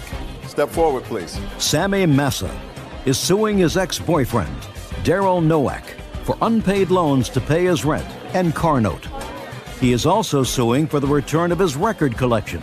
Mr. Massa, you and the defendant lived together for approximately 8 years, according to your complaint. You lived together as a couple, and you claim that during that period of time, you paid as a loan to the defendant his share of living expenses, rent, and car payments when he lost his job. You want that money back. In addition, you say that when he left, he took a valuable and sentimental CD collection, and you want that back. The defendant says that he has the CD collection, that he's keeping it, holding it hostage until you return to him some of the things. I assume that some of the things, they were things that you gave to him as gifts that you refused to return to him. And he says that as far as the rent and car payments were concerned, there was never any discussion when you were together about that money being paid back. Are these the items that you want, sir, that are your gifts? I believe they are, yes, ma'am. Wonderful. Can we turn those, first let me see them, and then we'll turn them over to the defendant and take care of his counterclaim. Mr. Massa, you bought these for the defendant as gifts? Yes, Your Honor. Okay. There's a bracelet with your name on it. It looks like a watch. What else? I have 2 antique estate chairs that I would also like returned to me. 2 antique estate chairs, sir. Do you Yes, have Your Honor. those? Yes, Your Honor. Could we make arrangements to get those to the defendant? Sure, as soon as I receive... No. Okay. They're his things. You can't hold Okay. things hostage. We don't hold things hostage. Okay. So these 2 things we turn over to the defendant. Thank you, Bert. And then we'll make arrangements within 5 days to get your 2 chairs. Thank you, Your Honor. Okay. Now, you get your 2 chairs when he gets back his record collection. Do you understand? So we're Yes, going to ma'am. we're going to make that a transfer, so we know that the chairs come to you in good condition and the record collection goes to the plaintiff in good condition, right? Yes. Right? Yes, ma'am. Perfect. Real cases, real people. Judge Judy. Sammy Massa says his former live-in boyfriend, Daryl Nowak, owes for rent, car payments, and the return of his record collection. Now let's talk about this money. Okay. Go ahead, Mr. Massa. I'm prepared to hear you. Daryl Nowak lost his job at the end of February and came to me in March and asked me if I would loan him money to pay his vehicle while he awaited a 401k payout and his vacation pay from his prior employee. And how much was the vehicle payment? The first payment was an amount of $300, and so I went and paid that, and then... Had you ever paid for the car before? No, Your Honor. Is that correct, that he had never paid for it before? That's correct, Your Honor. Okay, so $300. Go ahead. Okay, yeah. And then back in April of 08. April of 08, yes. Yes. What did he need in April of 08? I paid another car payment of his for $325. Okay. And then somehow on the The 5th month, he was able to call. I got a deferment for the car payment for that month, Your Honor. Fine. Okay, so due to the fact that I had lost my position. Okay, good. And then on 6/3, I loaned him $335 for a car payment again. Is that correct, Mr. Nowak? I believe it was correct, Your Honor. There was an incidental amount for, I think they had placed insurance or something. Okay, go. And then in July, $225 for the car? For the car payment as well. And then I was making arrangements at that time due to the loss of my employment. They gave me a reduced amount. Got it. I got it. So far, this is what you owe him. Yes. Okay, and then on August of 8, he asked for another $325, Your Honor, which I paid for another car payment. Go ahead. Okay, I also paid a share of rent. The total amount of rent was $600. We was living with my mother. She paid $300, and the agreement was that we would pay $150 each. He did pay in March his $150, but from there on out, from April through September of 08, he did not pay any of his rent. I paid that, which totals the amount of $900, which he owes me. Do you agree you owe him that money, Mr. Nowak? I don't know if that amount is correct, Your Honor. That is correct. 150 times 1, 2, 3, 4, 5, 6 equals $900. I didn't realize I was supposed to maintain an expense sheet in a relationship. Well, the relationship what I'm asking was you over is, there Mr. at the Nowak, time, did you ask him to pay? There was no relationship anymore. Excuse me. Did you ask him to pay your share of the rent? He paid the share of the rent. I didn't ask him to pay it. Well, how else was you supposed to? No, Mr. Massa. Don't interfere. Okay. So far, he acknowledges he owes you the car payments, correct, sir? Yes, Your Honor. All right. Now we come to an issue. The issue is whether or not there was a loan with regard to the rent. I never agreed to repay anything. Did you? Just a minute. Did you ask him to pay your share of the rent? Yes, he did. No, I did not, Your Honor. I'm not asking you anything. Okay, yes, ma'am. Did you ask him to pay No, your ma'am, I share did of the not. rent? All right, Mr. Massa, I'd like you to tell me how it came about that you paid the entire $300. The lease was in my mother's name. Each month, I would give my mother $300 cash, and she would put in the other $300. Oh, I understand that. Right, and he asked me if I would pay his share of rent because I wasn't going to pay his expenses to have him to live. Why not? You were living. We never did that before. Everything was. I understand, but he had no job now. Well, that's not my responsibility. Mr. Massa, let me explain something to you, sir. There has to be an agreement to repay. He did agree to There has to be an agreement to repay in order for there to be a loan. You paid his share of the rent because you were a couple, you were living together, and he didn't have And a I job. had lost my job. Do you understand? Yes, I understand, but we wasn't a couple anymore. I moved back to the back bedroom after an incident that I didn't happened. keep track of every time I bought you dinner. And Well, that has nothing to do with. Don't talk to him. Don't talk to him. When did you move back to I moved back in. Okay. I ask a question, you answer. When did you move to the back bedroom? And what I moved month? back there the day after my birthday in February of 2008. Is that correct? Or shortly thereafter. Well, then, from April until September of 2008, you weren't a couple. You owe him the rent, sir. What else? Okay, he also borrowed 258 some odd cents for I think it was insurance payment. $228. It was $258, Your Honor. When? August the 21st, when the car company called him and said that they would no longer carry his insurance premium anymore. He had to get insurance himself. And you were no longer a couple then? We was no longer a couple, but he asked me, so I went down. I put 258 some odd cents. I think it was 37 cents. You drove the car. It was important there was insurance on it. Mr. Nowak, listen. You want to speak to him? Go outside and speak to him. I assumed it was an expense, that both of us incurred. I made the car payments prior to being unemployed. I didn't ask him for it. He drove the car during that time frame also. It's what you do in a relationship. You weren't in a relationship anymore. Yes, ma'am. I mean, if you were in a relationship, my reaction would be totally different. But from what both of you indicate, We were there living came a in the time- same home. You were living in the same home, but you were no longer living under the same bedroom roof. And there was a specific break in the relationship because he says he moved out of the room that you had shared into a back bedroom. And he did that in February of 2008, and all of these bills accrued subsequent to that. Okay. You owe him $2,668. That's all. The exchange of property will be made within 5 days. Thank you, Your Honor. Bodies are excused. You may step out. I didn't realize you had to maintain an expense sheet when you're in a relationship. You have to pay for yourself in life. I'm not going to pay for somebody else. And now the next case. All parties in the matter of Williams versus Bertello, step forward, please. 25-year-old Ashley Williams is suing her ex-roommate, 23-year-old Joseph Joey Bertello, for unpaid rent on their shared apartment. Ms. Williams, you and the defendant were friends and leased an apartment together. He moved out to go into rehab. Had a drug problem or a drinking problem? Pain prescription pills.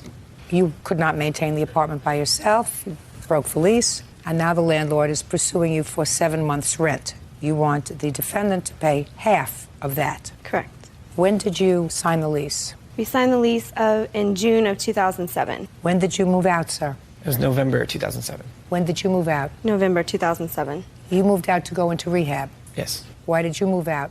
I moved out because I couldn't afford to live there anymore. How much was the rent? $1,190. Do you have any notification from the landlord that they are pursuing you? All right. I've seen this advanced amino formula all over TikTok, and honestly, I didn't believe the hype. But I actually tried it for 14 days. And here's what surprised me. By day 3, the first thing I felt was energy. Real energy. Not caffeine, but like my body finally woke up. This formula has all 8 essential amino acids, the ones your body literally can't make on its own. And I noticed 2 big things. Faster recovery, soreness that normally lasts 2 days was gone in hours. Better focus, I didn't expect that. And I'm not kidding. My skin actually looked better. Aminos help your collagen. Didn't know that. I wanted to use with reticular skins over the Visay's skin is to sacrifice in their face. If you want more energy, better recovery, or even to look healthier, this actually works. I'm sticking with it. I put the link in description. Check it out if you want the same results. You for this money? Yes, I do. Can I see it, please?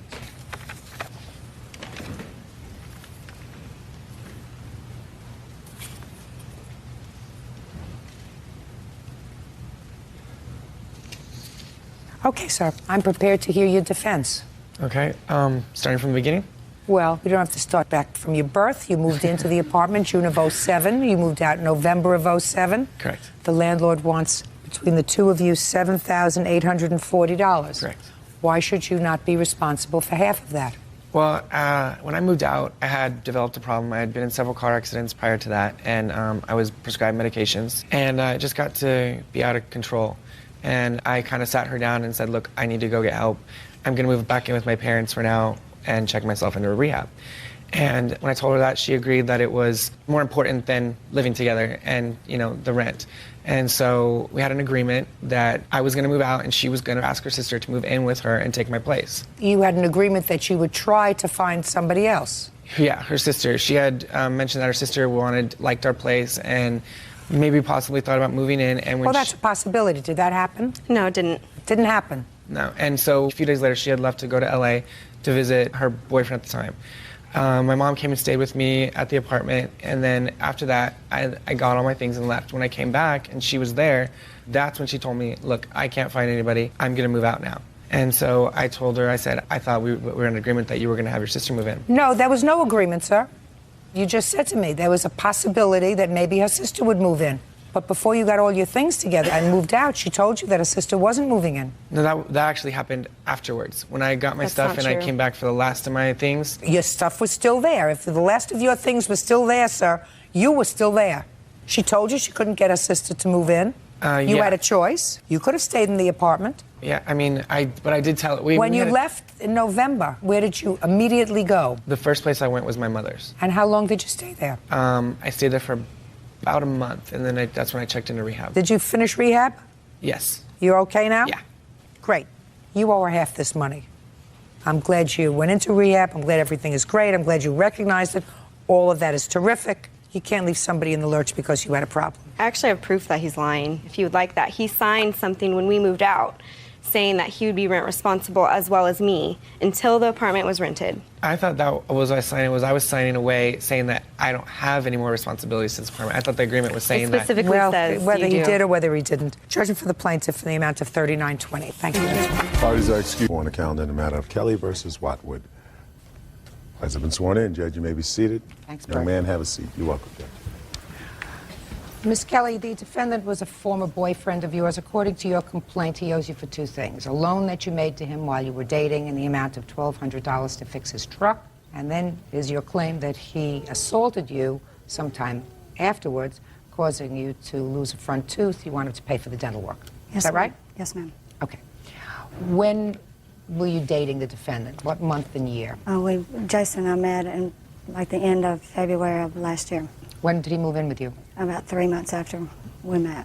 And when was this loan made? It was in December. Tell me the circumstances of the loan. Jason bought a 69 Chevrolet pickup truck. At that point, we broke up. And we got back together, and he had the truck for like a month, and the truck broke down on him. When you say you broke up, did he move out of your house? Yes, ma'am. He moved Well, out. when did he move out? Moved in May of 2000. Right, and we lived together about 6 months. And then he moved out, which Jason was always coming and going and living with me, between me and his mother. And so during this time that he buys his truck, we're getting back together, and he's starting a new job, and the truck breaks down on him. I'm having to take Jason back and forth to work. Well, during this time, he puts the truck in the shop, and he was asking me if I would loan him the money and that he would pay me back. And he was not living with you at the time? Yeah, in December, yes, ma'am, he was living He with me. was? Yes, ma'am. Okay. Now, there came a time when you claimed he assaulted you. When was that? That was in the end of December, 1st of January. Jason and I started talking about him not paying me back any of the money. And he had been drinking, and he became very violent and was very upset with me, and said that he had been giving me, money for living in the house, which I'm not denying the fact that Jason would give me $100, $150 every paycheck, but it did not consist of anything concerning the amount of money that I loaned him for the truck. Okay, so what happened? Well, like I said, he was, very upset with me. He had been drinking. He threw me down in the kitchen floor, and I have hardwood floors through my downstairs, and I hit my mouth, which my son is here as a witness of that. And once I broke away from that situation with Jason, I ran into the living room. That's when my son appeared in the living room. He also was on Jason, trying to help me get Jason off of me. And when I finally was away from him, of course, my mouth was bleeding, and I go to the restroom, and my tooth had been knocked out. Can I see the bill from the dentist for that? Yes, ma'am. I also have a letter from the dentist. Did you file a police report? No, ma'am, I did not. I'd had Jason arrested before for assault, and went to court and helped him get out of that like a fool, but I did. When was that? That was back in probably August. And then you took him back into your house? Yes, ma'am, I did. Okay, I'll hear you. Your Honor, I didn't voluntarily move in with Michelle. She had asked me several times to move in with her. I stayed with her a good bit, but I didn't want to move in with her because I wasn't making a whole lot of money. I was working construction, making cash money. While I was at work, Miss Kelly went to where I was living, and she got my clothes and brought them to her house. That's how the moving in arrangement. She wanted me to move in. I said, look, you've got a payments that I can't support you with, which that's fine. I make plenty of money, so don't worry about that. So, no, I can't do that. Well, she went and got my clothes anyway. So why don't you go get your clothes back? Well, I thought if she wants me to move in this bad with her, then I mean, Jason, that is why a not? lie. Don't speak to him. No, I'm just asking you. You're a big guy. You work construction. You work off the books. You get paid in cash. You sound like a pretty smart guy. So if somebody takes your clothes and moves them into the house and you don't want to go, you say, gee, I like you very much. I'm going to move my clothes back. Yes, ma'am. I agree. I should have done that. Well, you didn't. So, and how long did you live there under duress? From about April to about beginning of January. So that's a long time that you were living there in slavery. I'm not complaining. You're not complaining. So you lived there. Yes, ma'am. And what? And how much money did you give her while you were living? I would give her. My check was usually somewhere between $300 and $500. I'd give her all my money except for about $50. Well, the situation was, if I got paid by check, I could not give her the check to deposit in her bank account because she lives off of her dead husband, and she makes more than $7,000 or $9,000, I forget which one it is, a year. Then she gets penalized on that money. So she'd want me to cash my check and just give her the money, and I would keep $40 or $50 for me spending money for that week, and she'd make sure that I had whatever I needed at home, which was fine. Okay, good. So as far as the tooth. No, don't go to the tooth yet. I'm still with the truck. Okay. Now the truck. I took it to I had Lake City Auto come and get it. I would go down to pay it, and Michelle would not want me just to give them cash money because if they said we didn't pay any money on it, if she just wrote a check, give her the cash, then we'd be able to trace it and show them, look, we paid with a check, we'd be able to trace it, which at the time seemed like the right thing to do. So how much money were you giving her every month? At a minimum, $200 per week, at a minimum of $800 per month. And you considered the money that she wrote for the fixing of your truck money that you had, in fact, contributed to the household? No, ma'am. You gave her additional money. I would give her all my money, just where she would have money. I mean, I was the one that would give the lunch money in the mornings. I would take the kids to school. She's been to court probably several times for the kids being tardy from school, from absences. And if I had to take them several times, she'd have been right back there again. That is not true, Your Honor. Jason did give me $80 towards the loan. When? He did do that. In February. Is that right? Like the first week of February. I gave her $80, but it wasn't for the loan. I was going to give her $100 to help her out. And she was grappling because all I was giving her was $100, and she started mouthing off. And so I pulled a 20 off of the stack of 20s. I said, you're down to 80. And so she hushed, and I gave her the money. And then, of course, when she got the money, she said her piece again and left. So you paid her $80 back? No, just to help her out, not as a loan. I give her money throughout the time that we was dating, and more so than my part of the bills. I mean, she'd have $600 phone bills and would get mad at me. All yours, and I would sit there and I would line them Pine. up. I said, well, let's calculate these and see how much mine are. So 1 month mine come to $24. The next month mine come to $26. So why would I owe her more than that? He never paid. Tell me about this incident, sir, where she says that you threw her down on the floor. She didn't like my hours at my new job. I'd get home about 9:30 or 10 at night. Well, she couldn't stay home. She had to go out. She had to go out drinking. Well, I get home, and the kids would be a little worried, is Mom coming home? Are you going to meet her? So now I'm just going to hang right here. And then asked me to call her, so I'd call her. Well, she need to come home. Well, I'll come home when I want to. You're at work all day. I'm, entitled to go out and have a good time. Well, she come home, and then the night that she had come home and that we'd actually got into, I was just trying to keep her from hitting me and kneeing me. And I would grab her, or hold her to keep her from doing that. The reason why she was so mad was because one phone bill that we had, she couldn't find one of the pages. It just mysteriously disappeared. Well, I called the phone company and asked them to send me a copy of the bills. Okay, I asked her again, where's this page from the phone bill? Well, I don't know. I showed her the copy. It was the page that was missing, which was a page full of calls to her ex-boyfriend. And, of course, that's when she went off. She was about half-tight, and it made her mad, so she went off. What time did this happen, sir? This was probably around midnight. Around midnight. Between 11 and 12, I would say. Can I speak, Your Honor? Just a second. With the children, shh. Is that when she came home? She came home around, I'd say around 11. And, She came home at around 11. Yes, ma'am. Okay. Step up next to your mom. I just have a couple of questions for you. Real cases, real people. Judge Judy. Michelle Kelly says ex-boyfriend Jason Watwood owes for an unpaid loan and for knocking out her tooth. Tell me your name. Corey. Corey, do you remember when your mom and Mr. Watwood had an argument? Yes, ma'am. What time of the day was it? It was about 1 o'clock 1 o'clock when? in the morning. Had you been sleeping? Yes. Do you remember what time you went to sleep? About 9 o'clock because it was a school night. Was your mom home when you went to sleep? Yes, ma'am. Do you know whether your mom went out again that evening? No, ma'am. You don't know? No, ma'am. Was Mr. Watwood at home when you went to sleep? No, ma'am. What time did you get home that evening, sir? About 9:30. When you got home, was the plaintiff at home? Jesse and Corey was at home. I asked you if the plaintiff was at home when you No. got home at 9:30. No, ma'am. The children were sleeping? No, they were still awake. Do you remember your mom going out? No, ma'am. You don't remember, or she didn't go out? Well, I really don't know if she went out, but when me and my sister go to bed, she doesn't really ever go out. What happened to wake you up at 1 o'clock in the morning? Well, I was sleeping, and I heard a big noise, and downstairs, and I went and told my sister, and she just fell back asleep because she didn't hear anything. And I went downstairs, and I saw him hitting my mom. Well, not hitting her, but he had her down on the ground, and he wouldn't let her up. In what room was that? It was in the kitchen. And what was your mom wearing? She was wearing, I can't remember.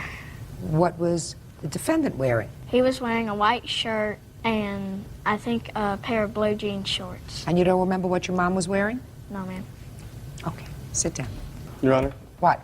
I'd just like to say that this is what Miss Kelly does for a living. She sues people for a living. And I've been at her home several times where she's prepped the kids as to what to say what to do. What kind of lawsuit, sir? Corey got hit by a car a few years back, and the lawsuit went on and on and on. Instead of settling for, I think it was $70,000, she got greedy and wouldn't settle, so she ended up losing the lawsuit. And she's in lawsuits right now from her house, and she's suing four different people. And she's even told me that, you know, they've offered her $100,000 a piece, but she won't take it. She's going for $1 million a piece. That's what she does for a living. I don't know if she does that for a living, so she has to do something else for a living. What kind of work do you do? Actually, I'm a widow, and I'm a housekeeper. I take care of my children. How much money do you get from Social Security? $944. A month? Yes, ma'am. Do you have any other source of income? Yes, ma'am. I have my child support. From? My children's father. I thought you said you were a widow. I am. My second husband was killed in a car wreck. What's the amount of your child support? Right now, it's $800 a month. Okay. Now, are you telling me, Miss Kelly, that you had not been out that evening? No, ma'am, I didn't. I would go pick him up. He worked 6 nights a week. His truck was in the shop. I took him to work every single morning and picked him up every single night. When did the truck come out of the shop? And the truck was in the shop for over a month. When did it come out of the shop? At the end of December, 1st of January. Well, then the truck wasn't in the shop at the time you say he assaulted you, because No, you'd ma'am, already it given the wasn't. money. Yes, ma'am, it was afterwards. So then what were you taking him to work for? Because when he got the truck back, it broke down again, and he has yet to even taken it back to see if anything that I had paid for that truck being fixed. He has not even taken it back to see if that was it. He's driving his father's Cavalier once again, and the truck's still sitting on the side of the road. I just had to take it in one day. They put a new distributor cap on it. It was fine. It was January 10th when I got my truck out. Unless I'm mistaken, Tuesday through Saturday is 5 nights a week that I work, not 6. And after that, the truck was not back in the shop? No, ma'am. Mr. Watwood, the only question that I have for you, I'm not satisfied that there was a loan for this truck. Okay. The only thing that I have to ask you is I want you to describe the incident that took place in the kitchen for me. Michelle come in from being out. I was already there. When she come in, I said, Michelle, did you ever find the other pages to the phone records? No, she never had found them. I said, well, just so happens I got a copy made. Here's the page that was missing. And that's when she went off, got mad. She was, like I said, she was about half tight. She had way too much to drink. She's the one that, when she loses her temper, she goes off. All I did, Your Honor, was just, when she was trying to hit me, I would hold her arms to keep from hitting me, and I would turn to the side to keep her from kneeing me. And she was kicking and swinging so wildly that she fell when I was holding her arms because her feet just from trying to kick me. Does the incident with the page from the phone bill sound familiar to you? No, ma'am. I don't have a clue what he's talking about. He You had don't? a $600 well, phone bill the only every thing month, that I and he ask never you, the paid it reason I either. ask you that, Miss Kelly, is in your complaint, you say that this fight took place in mid-December, not in January, because in this complaint you say, around the holiday times, I begged him to pay me back because I needed extra cash for presents. Did you forget that you wrote that? No, ma'am. Actually, I didn't write that. Let me see if you signed it. That is your signature. Yes, because it's the same as here, and you signed it, you swore to it, and you said, around the holidays, I begged him to pay me back because I needed extra cash for presents. Right. That's what you signed. Right. Case is dismissed. Parties are excused. You may step out. I'm just glad that, Judge, you can see through her. He's a loser, and I know what he is. And that's the bottom line. It's completely bogus. No truth to it at all. And now the next case. All parties in the matter of James versus James. Step forward, please. 28-year-old construction worker Cameo James is suing her brother, 27-year-old truck driver John James, and his wife, Celine. Cameo says her brother owes her for bail and loans to help him get back on his feet. Miss James, this is your brother. Yes, ma'am. And this is his wife. Yes, ma'am. I will start with your story. About a year ago, you claimed that your brother and his wife moved to California to be closer to you and the family. Yes, ma'am.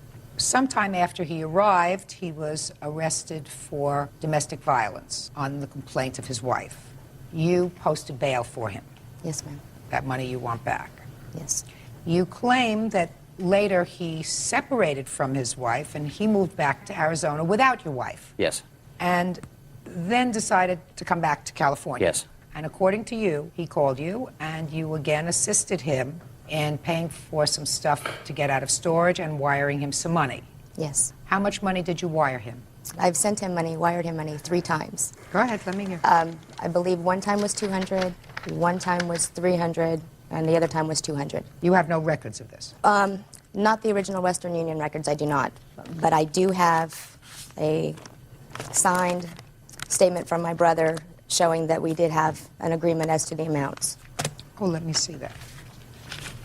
And the bail was how much? $1,015. Okay. So according to this, he owes you $1,330. Is that right? Yes, on that one, yes. And what's the other money for? The other $415 is for a storage unit. Okay. Now I'll hear you. Well, as far as the storage unit, my whole family knew that I'd gotten behind on my storage payment. I was about a month and a half behind. I sat down at her kitchen table, and she, without any kind of problem whatsoever, told me to sit down, and I was going to accept it no matter what. It was a gift. She handed me the receipt. I was in shock because, I mean, it was a $415 gift.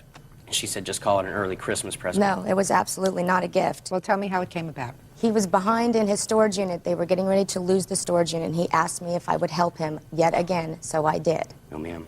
Well, Miss James, let me tell you what I think. Since you have carefully memorialized every other debt that he owes you, why wouldn't you have put the $415 here as part of his loan? Because it was a separate issue. That first set of debts was due to the travel money, wiring him the money back and forth. The storage unit was a separate issue. I understand it had a lot. There were a lot of different things. This wasn't just bail money. This was bail money, wire money, everything else. So if you had these things, and if it was just a loan, you should have put it down on here. I should have. You should have. But one of the things that you said in your complaint was that you gave him this money, but there was a condition. And the condition was that he not go back with his wife. And since he broke that agreement and went back with his wife, you now want your money back. That's pretty much how it is.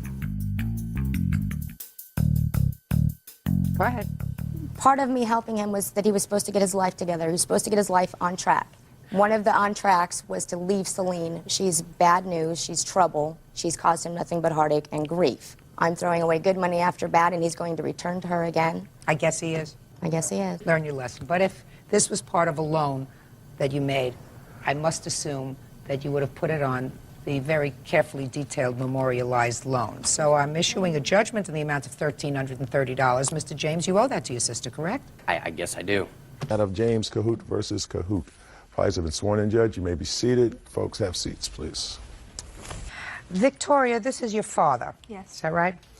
And Miss James, Victoria has been living in your house for the past 18 months? Yeah, 19 now, I think. Your lawsuit seeks support from Victoria's father for her over the last 18 months. The defendant says that his door has always been open to his daughter. She can come back and live with him whenever she wants to. And he provides for medical coverage for her. Some other things I assume that he's going to tell me, and he has no intention of paying you for support because his daughter should be living at his house. Is that right, sir? Yes, ma'am. Okay. Victoria, how old were you when you left home? 15 and a half, maybe 16. And where did you go? My friend Amanda's house in Grants Pass, and I lived there for about a month, and then I moved in with Perry. And I lived there for about 4 months, and then I moved in with Alicia James. Why did you leave home? My dad was abusive. He was always drunk, and I just couldn't handle it anymore. He would throw me out of the house and kick me out. He kicked me out and said that he didn't want me living in his house anymore. What did you have to fight about? You must have had a fight about something. Everything. My friends, school, me going out, everything. Your parents are divorced, is that right? Yes. How long have your parents been divorced? Since I was 1. And were you always in the custody of your father? No, I lived with my mother, and then at age 4, my dad had temporary custody for I think about 4 months. And then I moved back in with my mother, and I moved out when I was almost 13 and moved to Oregon to be with my father. So what prompted you to move in with your father when you were 13? I never really lived with him. I wanted to know what he was like. You have siblings? Yes, 1 brother. How old? 23. Okay. Now, when you left the first time and you went to your friend Amanda's house, did you stay in contact with your father? Yes. Is that correct? Yes, ma'am. You knew she was living with Amanda? I knew she was living somewhere, and I just wanted to make sure she was safe, so... Did you know she was living with Amanda? Yes, ma'am. Okay. Did you take any steps to have your daughter return to your house, legal steps at that time? The answer is either yes or no. Yes. What did you do? I called the local police and had her listed as a runaway. No, that doesn't try to get her back. All that does is cover you behind. When you try to get her back, you say, I want my daughter back. and you go to court, and you bring Amanda's parents to court, and you say, listen, you're interfering with my parental responsibility and my parental right to have my daughter living with me. I want this thing resolved. Reporting a child as a runaway when you know where she lives is ridiculous. All right, now the next place she went to the... Did you tell your father where you were when you were at the... You were there for 4 months? Yes. Now, Miss James, what prompted you to allow this young lady to come and move into your house? Perry had asked me if I could take the older two, which would have been Vicky and Karen, with the younger two, my daughter and his daughter, all take them shopping for school. And I said, yeah. So we took them all. I took them all. The girls got in an altercation, and Vicky could no longer stay with them. So I asked Vicky, I says, well, what are you going to do? She goes, I don't know. I don't have a place to go. And I says, well, you can't stay with me unless I talk to your father. So she agreed to that, and immediately, right then, after the altercation, and she found out she couldn't be there, I went over to Mr. Cahoot's house. And I asked him the situation that was going on between him and his daughter, you know, told him what had happened. He told me under no circumstance was his daughter going to live with him, that he was not allowing her back in the home. Why? He told me that she was out of control, so on and so forth. Just, you know, basically a bad kid. I said, well, I don't know what to do here. I said that I agreed that she could stay with me. I agreed that she could stay with me, but I couldn't afford to support her because I could barely afford to support myself and my daughter, and that he would have to, you know, help out with food and clothing and, you know, medical and stuff like that. He agreed to do so, and he did. He helped for about the first 3 months. What did he do for the first 3 months? He made sure that he bought Vicky a few items of clothing, nothing major to start school with. He helped out with food. How did he help out with the food? Did he buy food or did he give you money? He bought food, and he had food at his house, and extra food, and so he would bring it over. But he didn't give you a set amount of money? No. Go ahead.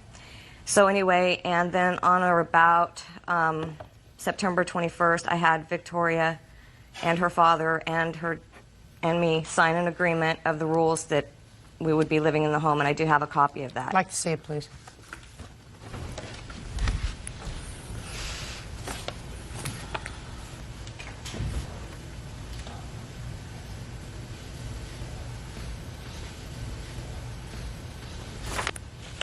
Would you show this to the defendant and ask him to look at it and tell me if that is his signature, which I have compared to the answer?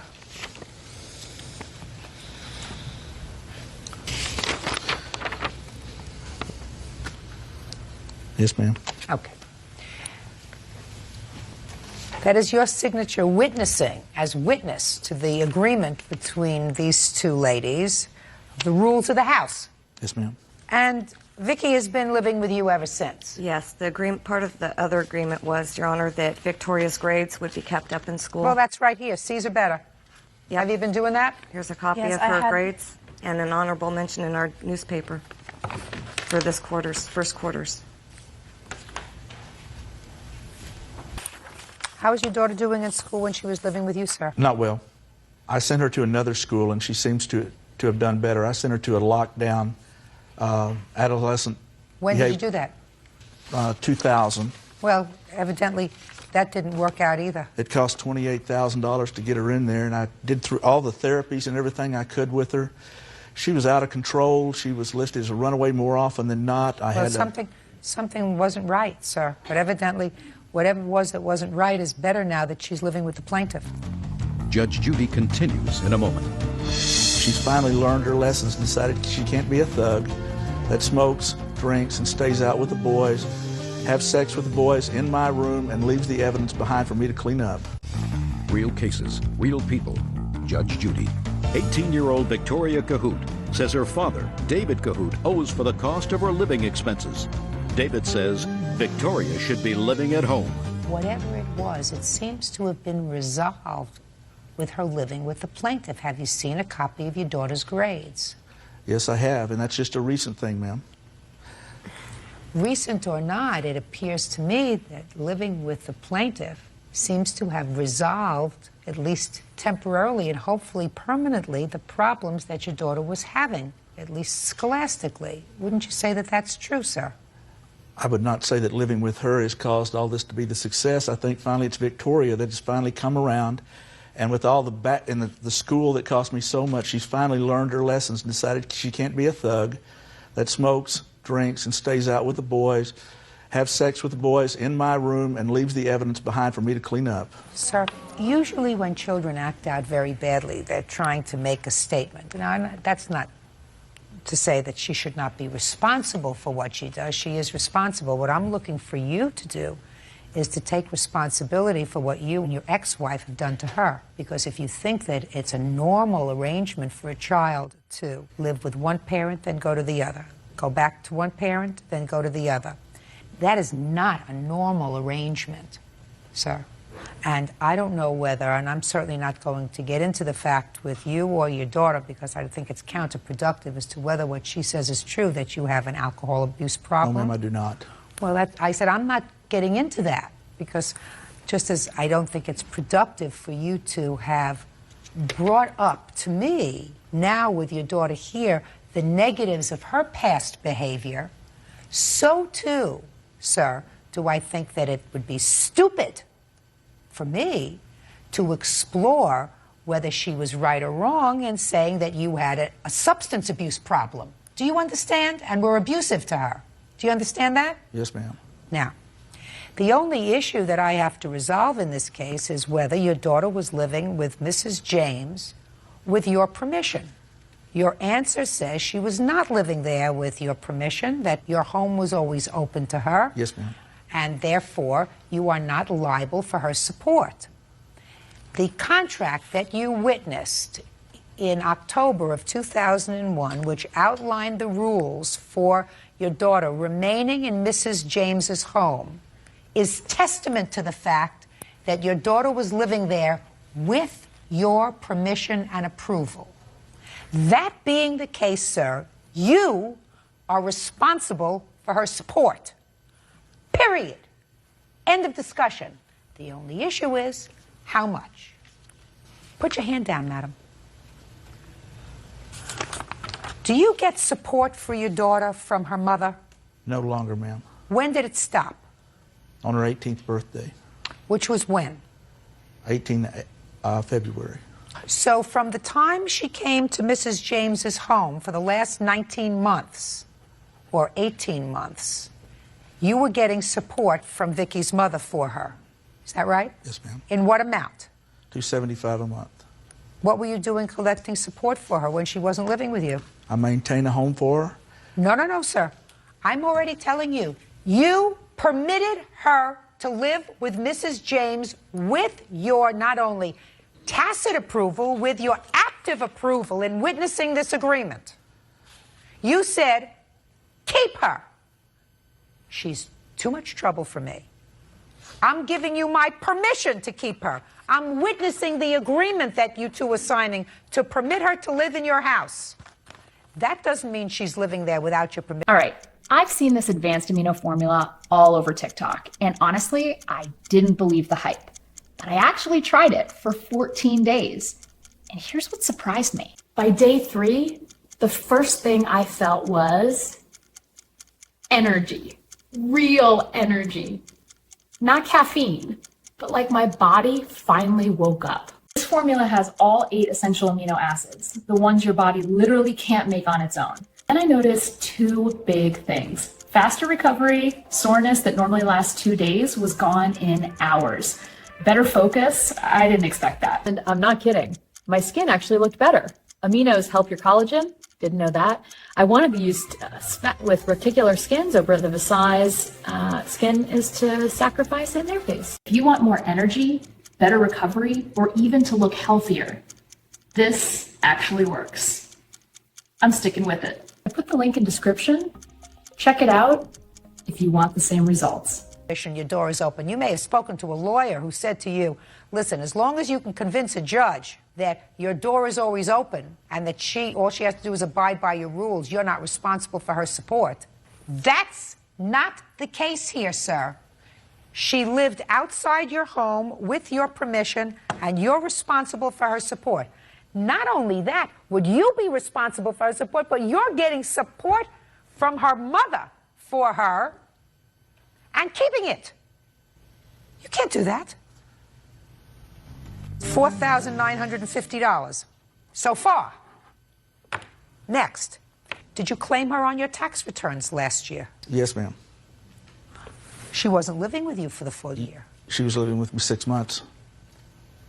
So you took advantage of her status as a minor child without any of the downside, which means that you kept her mother's money, the $275, you claimed her on your tax returns. You didn't do the right thing, sir. Ma'am, I provided the medical for her, which is not inexpensive. Just a second. I provided medical, and I still How do. much, just a second, how much does it cost you to provide medical coverage for your daughter? Because I'm a retired military officer. Yes. We get it for the entire family for $460 a quarter, which is full coverage. Just a second. $460 a quarter for the entire family. That's you and who else? Her. $1,840 a year. Now, what is an individual plan? They charge me $90 for a quarter. Show me. I don't think I have that down here. I just have where I have her on here. And I have my medical bills I spent during that time on her. Good. Because I did cover her. Good. The bills where I covered her, you would like to see them, ma'am? No. Did you spend more than $5,000? A year? No, ma'am. No. Close to, well, a year. With Victoria and all, it was about $800 for a year. Total. $800 you spent. Plus, ma'am, earlier though, on this, when I had sent her this, this adolescent treatment team there in Reno, which she was diagnosed with oppositional defiance disorder, and a very big handful, and I did my best, Your Honor, to do what I could to. I went to family psychology meetings with her, and everything. She asked me to quit my job. I did. Listen to me, sir. What I'm saying to you is your daughter seems to be doing fine. And what I'm saying to you is, we're talking about money. And so far, your ex-wife contributed to you almost $5,000 in support for your daughter who wasn't living with you. Now, let us assume that each of you have a 50% responsibility to support your child. That means you would pay $5,000 and your ex-wife would pay $5,000. And so far, you've told me that in a year, you spent $800 on your daughter, which, even if you had no obligation to pay support for her, which you do, still leaves $3,500 that you wound up in profit. Profit. From what your ex-wife sent to you for the support of your child that you didn't turn over to her. Judge Judy continues in a moment. Go ahead, I'm listening. I paid $200 a month to have someone pick Victoria up while I was working for the post office to take her into school every day, and I picked her up when I got off work in the middle of my night, so to speak, because I work nights at there. She requested that. She said, Dad, everything will be great if you quit your job. You're talking about when she was living with you? Yes, ma'am. I don't care when she was living with you. That's what you do. You're her parent. You do whatever you have to do. I'm talking about between you and a stranger. Did you pick her up, pay $200 a month for somebody else to pick her up from school when she was living with Mrs. James? She rides the bus. I'm asking you a question. No. I don't care what you spent on her. I don't care if you spent the last dime that you had in the bank. She's your child. That's what you're supposed to do. I'm talking about when she was living with Mrs. James. Anytime she called me and says, Dad, I need something, she got it. You took money designated for her by the courts and sent to you by her mother and used it for yourself, sir. That's what you did. That is not permissible. That goes to her. That's for her support, not to divert some of your own expenses. Ma'am, I was attempting to be a parent, and Ms. James was not allowing me to be a parent. Then what were you doing signing this I was document? trying to make my child safe. If she's going to run around, I at least want to know where she's at, with whom Then she's you with. know, then she's there with your permission. She still has a bedroom there and a bed in there to go Let me into explain it. something to you. You can't double talk me, sir. No, ma'am, it's the You truth. can't. No, you're double talking me. You went there. You understood where your daughter was living. It has been a good arrangement for your daughter. Clearly, it has been a good arrangement for her, and your responsibility as a parent is to see to it that your daughter is supported. Now, I'm not even getting into what your individual responsibility would be for her support. But minimally, the money that her mother sent to you, court-ordered, for support, should have gone to Mrs. James. And I'm not belaboring the point, and that's $4,590, sir. That you had no right to take from your daughter. You had no right to take from Mrs. James. You had an obligation to turn it over to her immediately. And if you don't understand that, I'm not spending any more time, wasting my time trying to explain it to you. You had no right to take her money. Period. Judgment for the plaintiff in the amount of $4,590. That's all. $950. Thank you. Parties are excused. You may step up. Simons. Parties have been sworn in. You may be seated. Folks, have a seat. Looks like a lot of witnesses here for a relatively simple case. Miss Nemechek? Yes. I assume that this is Jessica? Yes. According to your complaint, you are Jessica's birth mother.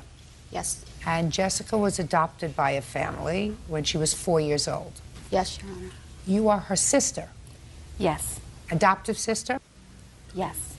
And both of her adoptive parents passed away, unfortunately, from illness. For a period of time, she was staying with you. Yes. And then, Ms. Nemechek, Jessica decided that she wanted to come and live with you. Yes. And she did for a short period of time. Yes, Your Honor. 3 months, 4 months? 2.5 months. That was And during 3.5 months. 3.5 months. And during that time, you purchased some clothing for her and had other expenses. Yes, Your Honor. Then there was a falling out. Yes, and Your she Honor. went back to her sister's home. Correct. She and her sister came and got all this stuff that you had purchased for Jessica. Yes. And you want to be compensated for that. Yes. You're Miss Brooks? Yes. You have a counterclaim on behalf of your sister because you have guardianship of her now. Correct. And that is for reimbursement from the Social Security checks. Correct. That was sent to Miss Nemechek. And you want that money back because you say that was hers to spend. Correct. Miss Nemechek, how old was Jessica when she was adopted? 4. And did you have contact with her from age 4 to age 17? Yes, I did. When? Periodically. I've had phone calls with them. I've went and seen them.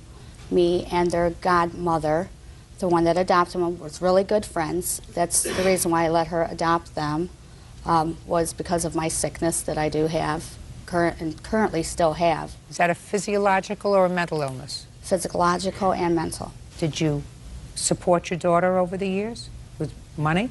When I seen them at times, I did when I could financially afford it. I'm talking about regular support. No. When your daughter came to live with you, I assume that either you weren't getting along with your sister, is that right?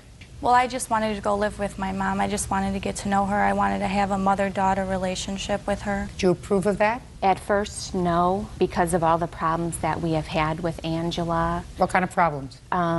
She would call their schools when my parents were alive, trying to get them out of school.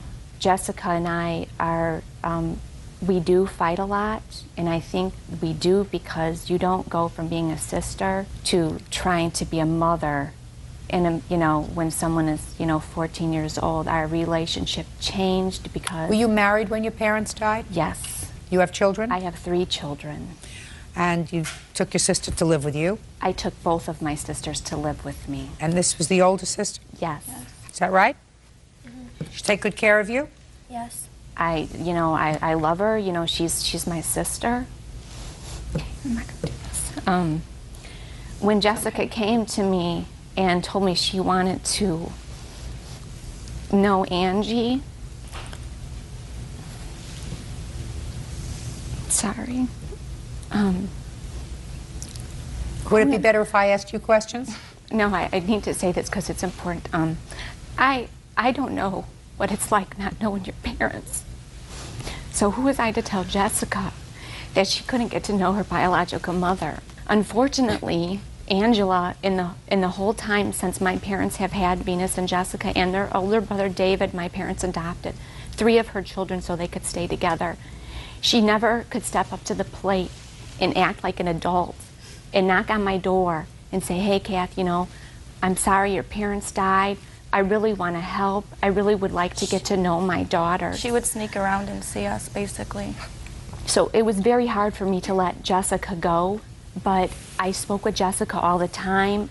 You know, she gets a death benefit from my parents. That's what she has left of my parents. What did you do with your death benefit, Jessica? I signed the money order over to my mother so she can put it in her bank. And she said she would save the money for me so I can buy a car. Did you do that, Ms. Nemechek? I did put that money in the bank. I put it in my savings account, and Jessica kept asking me for money, and I kept taking it out of my savings account and giving it to her. I do have proof of that. Well, how much in the 3 months that she was there? You got 3 checks? I got 2. How much were they for? $931 a each. One was $931, one was $731, and that was it. How much did she get? $931 each a month, and it was a total of $2,700 and some odd dollars that was giving to her from her death benefit. Well, let's say, for argument's sake, it was about $2,000. When your daughter decided to go back, how much of the money that she turned over to you did you return to her or put in a savings account in her name? She had none. She had taken that all out with withdrawals. How could I? Just a second. Okay. Let us assume that that's true. Who are you suing and for what? The money that the 2 checks that she received, that Kathy had gave her, we gave her more money besides that. You're her mother. Who's supposed to take care of I signed my rights over. Then you signed my rights over. Then Ms. Nemechek. She's getting a check, Miss Kathy Now, Brooks I'm is- speaking. Judge Judy continues in a moment. It's not just about the money. Well, if it's not just about the money, you're in the wrong place. Go to a psychiatrist. Because that's what I'm here for. I'm here about the money. Other than that, you can go find Dr. Phil someplace. He'll be more than happy to hear you. And later today, Which one of you was driving the car? I was, Your Honor. Which one was drunk? Both of us. Okay, Mr. Rice had about $1,200 worth of damage to his property. Who's going to pay for it? I don't see those hands going up. real cases, real people. Judge Judy. Angela Nemechek is suing her biological daughter, Jessica Simons, and Jessica's adoptive sister, Kathy Brooks, for money she spent on Jessica's behalf. Angela says Jessica lived with her for 3 months when her adoptive parents died. If you don't want to be her mother, then you say, I'm sorry you can't come to live with me. But when you buy her clothes, things that you should have been buying for her for 17 years, and she decides, I am speaking, and you give it to her, that is a gift. You don't get that back. You get to say, I'm sorry it didn't work out. I know I wasn't much of a parent to you when you were growing up. I know that you had lovely parents. Fortunately, I wasn't there for you. This little bit is my small bit, aside from the fact that you got a couple of $1,000s that you spent, because $100 here and $100 there over 3 months don't come out to $2,000. I have all my proof. I don't care what you have. What you don't have, clearly, is a conscience. You're supposed to do the right thing. You have no idea what I went through in the past 17 years with That's these not, people. listen to me. Whatever happened to you over 17 years, you visited on yourself, and you also visited on your children. Because whatever problems you had, you decided to have children. Mm-hmm. They didn't make that choice. You made that choice. Yes, Your So Honor. quite frankly, nobody is interested in what you went through over 17 years. That's your problem. You visited your problems on innocence. And when you do that, you don't get sympathy. And when you do that... The reason why I gave up my kids is because I have leukemia. I was told I had 2 years to live. Listen to me very carefully. If God blessed you and said, while you had 2 years to live, here you are, 15 years later, still alive and kicking, then what you do if your daughter comes back to you and you've given her a couple of $1,000s in clothes that you didn't take care of over her entire growing up years, and you decided to do it, Your and Honor, if it didn't I did work buy out, her clothes in between those 17 years. Miss Nemechek, quite frankly, I find your behavior bizarre. Absolutely bizarre. If you suffer from an illness, and if you're giving me that as an excuse for giving up your children, despite the fact that years later you're still here, and if you had the unique opportunity of getting to know your children again, then you don't terminate that by suing them. That's stupid I'm and not suing amoral. my daughter. I'm suing All the right. person that gave her the supposedly gave her money that she never gave her. That has nothing to do with you. It's not your money. It's not your money. It's Exactly. Bird's money. It's the citizens' money. It's not your money. Now, but for the fact, Miss Brooks, just a second. Can Don't I have move. them walk up here? No, I don't need them. I said there are an awful lot of witnesses here for a relatively simplistic case. There's nothing that I don't understand that I have to have Well, there's a made lot clear. more to this case, Your Honor. It's not just about the money. Well, if it's not just about the money, you're in the wrong place. Go to a psychiatrist. Because that's what I'm here for. I'm here about the money. That's what courts are for. Other than that, you can go find Dr. Phil someplace. He'll be more than happy to hear you. Now, shh, Miss Brooks, but for the fact that Miss Nemechek brought this action against you, would you have counterclaimed for the money that Jessica gave her? Yes, we actually already hired an attorney to help us write up the complaint against Miss Nemechek. I also have a letter from our bank stating that Jessica's death benefit did come out of her account. Well, let me see the letter from the bank. How long do you receive the death benefits for, Jessica? From Till I'm 18 and out of school, high school.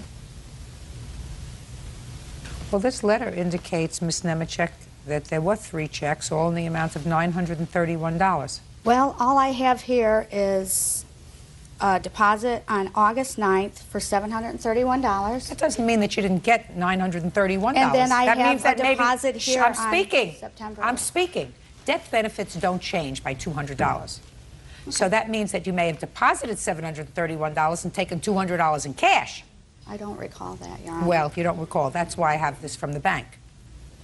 So 931 times 3 is $2,793. What'd you do with it? Right here. Oh, let me see it. Perfect.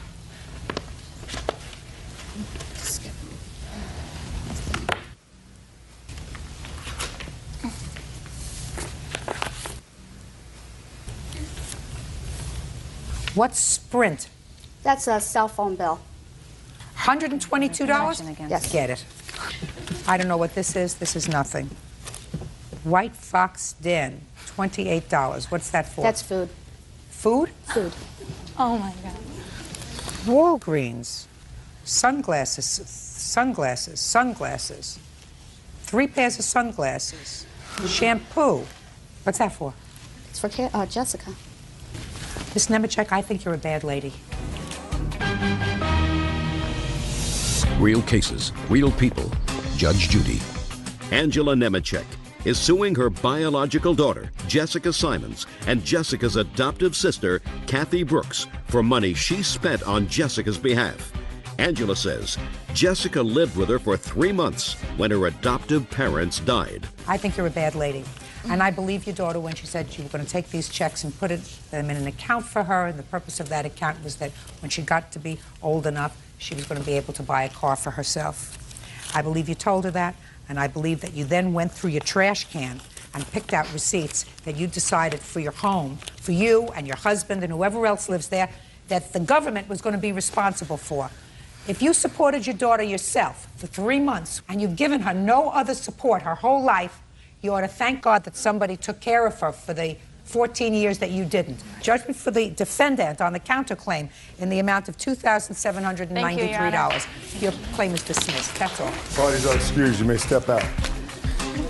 I wouldn't let her have custody over me, and that's just a way of revenge for her, I guess. Suing her own daughter. I have one daughter here. She's the one I'll help, because I know she never screws me like the other one did. She was just doing everything behind everybody's back. My son Scott, she came to his school and asked him to go and do drugs with her.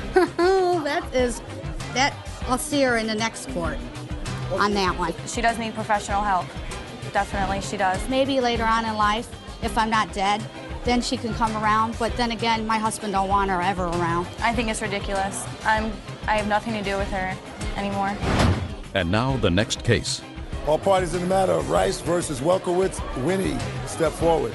Restaurant owner David Rice is suing 18-year-old James Welkowitz and his former friend, 18-year-old James Winnie, for damaging his restaurant's sign when they were driving drunk. Welkowitz, raise your hand. Winnie, raise your hand. Which one of you was driving the car? I was, Your Honor. Which one was the passenger in the car? I was, Your Honor. Which one was drunk? Both of us. Raise your hand. Mr. Rice, you are the owner of a Wendy's. Yes, I am. These two idiots came through your drive-through. Yes, ma'am. Mr. Wilkowitz driving the car, I believe so, yes. and Mr. Winnie, passenger in the car. Yes. One of them wanted free food. Yes, ma'am. Raise your hand if you wanted free food. Raise your hand! And when they were told they couldn't get free food, they drove off Sped off, yes, Your Honor. and damaged some of your property. Hit a light pole and and a ran pole. over a sign. Yes, ma'am. And you want them to pay for the damage. Yes, ma'am. Can I see the damage, please? Yes. I have pictures also, Your Honor. I'd like to see the pictures. I'd like to see the estimates. Very good, thank you. Thank you. There you go, Bert, thank you. And I have police reports also. We'll see. Date of the incident, please. October 21st, 2004. October 21st. That's my birthday. Happy birthday. My brother's birthday also. Now, you gentlemen were not celebrating my birthday, were you? No, What were you celebrating on October 21st? we were celebrating. We were just having a night out, just drinking. And whose car were you driving, Mr. Wilkowitz? I was driving his car. And how did you get the keys to his car, Mr. Wilkowitz? He gave them to me. He asked me to drive because he was too drunk. He was swerving all over the road because we just got back from Taco Bell. How old are you? I'm 18. What do you do? I do construction. Did you graduate from high school? Yes, Your Honor. When? June 04. And you? I didn't graduate, Your Honor. How old I are you? graduate this year. How old are you? 18. Are you on a 5-year plan No, of high 8. school? No. A I 6-year started plan? I started school late. You think you're going to get smarter by being drunk? No, Your Honor. Okay, Mr. Rice has had about $1,200 worth of damage to his property. Who's going to pay for it? I don't see those hands going up. Hey, Your Honor, can I say something, though? That's wiping your nose, sir. I don't see the hands going up. Who's I just gonna wanted to pay? bring up that he did break my nose. We got out the car, I pulled over, he broke my nose, I had to go to the hospital. He broke your nose. That before or after you damaged Mr. After. Shh. Is that before or after you damaged Mr. Rice's property? After I damaged his property. Why would I care about that? I'm going to say it again. You were driving. Yes, Your Honor. It was your car. Yes, Your Honor. Raise your hand and tell me who's going to pay for Mr. Rice's damaged pole and sign. Ugh. Can I say something, Your Honor? The only reason why I hit the sign because he grabbed the wheel. Why would I grab the own wheel in my car? Why were you in the car with him when you were drunk? He took my keys from my friend's mom. Yes. You That were in the doesn't car. tell me how you got into the car, sir. Because he was about to take off with my car. Yes. Yeah. It's lying. Oh, Oh. I can't anymore. I can't anymore. I mean, it's Dumb and Dumber. They were the standard for the script. You read my mind. Mr. Rice, Yes, ma'am. sad but true. Youth of America. Judgment for the plaintiff for the amount of $1,200. Bird. Just take him out. Okay. Parties are excused. You may step out. That's case number 574 on the calendar in the matter of Morton Moffitt versus Kuzmich Crowley. Thank you. You're welcome, Judge. Parties have been sworn in. You may be seated. You, Mr. Morton? I'm Miss Mrs. Morton. This is your dad? Yes, Moffitt. This is your sister? Yes. Your daughter and her husband? Fiance. Fiance. Unless Correct. something changed. Miss Morton, they purchased windows for you to install in your home. Yes. According to your complaint, the windows were the wrong size, didn't fit. Right. You paid them $4,000. That was the agreed price. So far, is that correct? Yes, Your Honor. Do you have your bill for the windows? Yes, we do. I'd Right like here. to see it. Bill and some wood.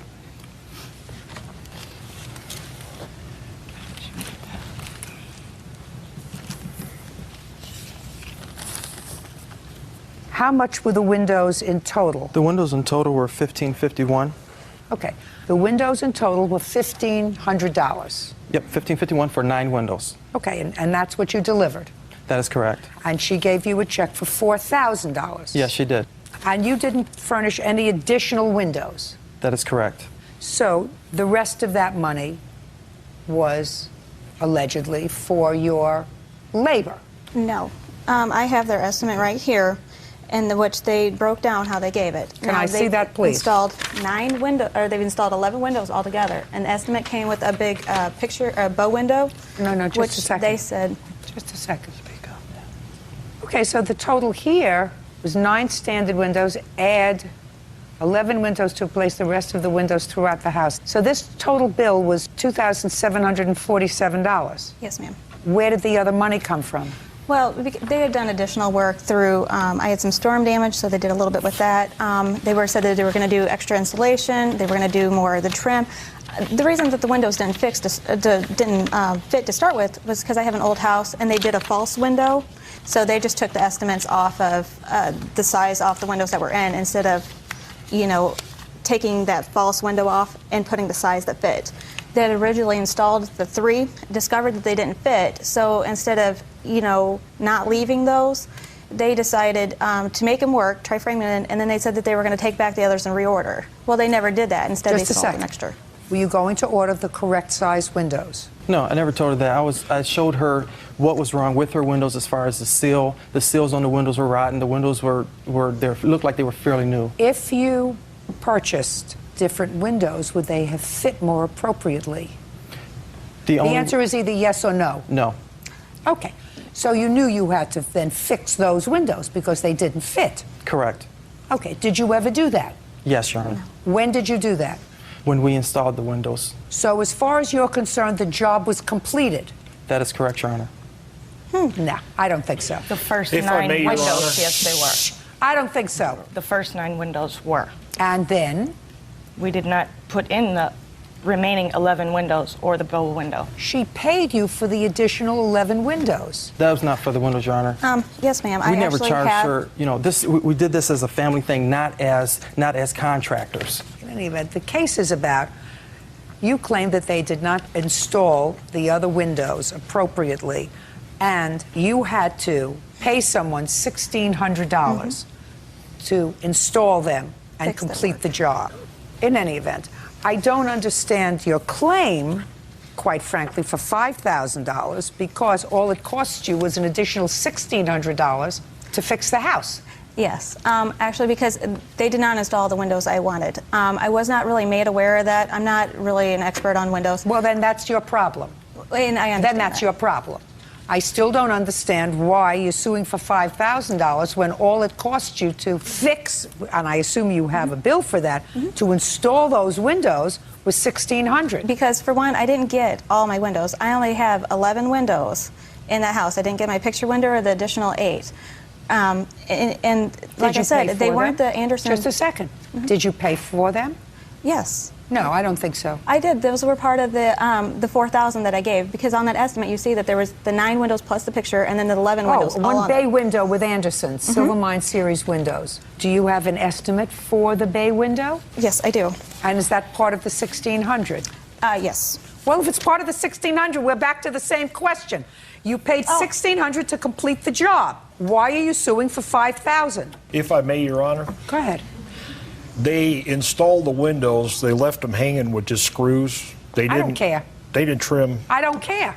It cost her $1,600 to fix the job. Why is she suing for $5,000? Because I would like the compensation for my windows, because those aren't the windows I asked for. So that's the $4,000. And then I would like the extra $1,000 for the window that he did, because I paid for that bay window twice. What I'm going... No, not if I give you $1,600. You didn't pay for it twice. It's only one window. I should only have to pay for it once. Absolutely right, but he shouldn't have to pay for it twice. All right. I've seen this advanced amino formula all over TikTok, and honestly, I didn't believe the hype.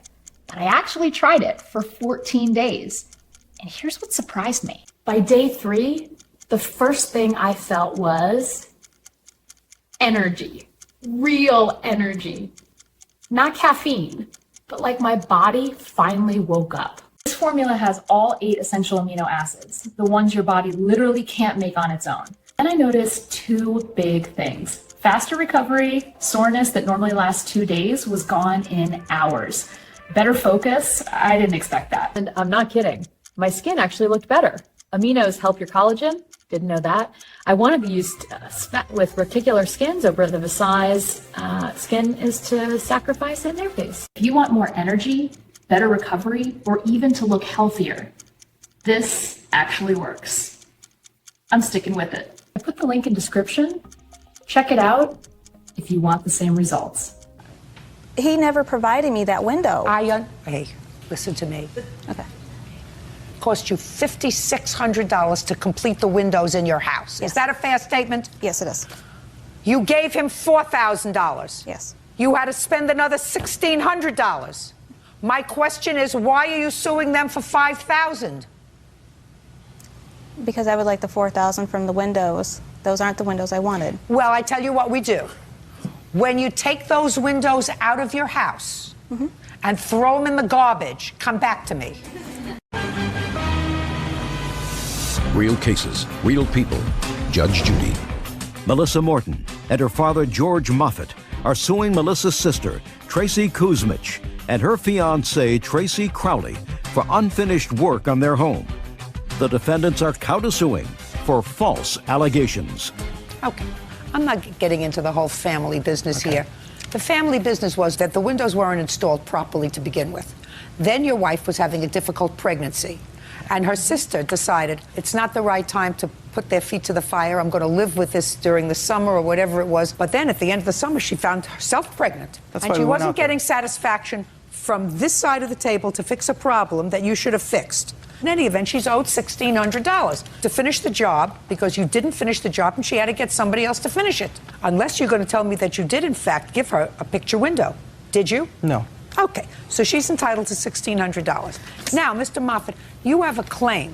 I want to know whether you want to proceed with that claim because you say that when all of this came down, you did something that a father should never do. You stuck your nose in your children's business. No, ma'am, I didn't.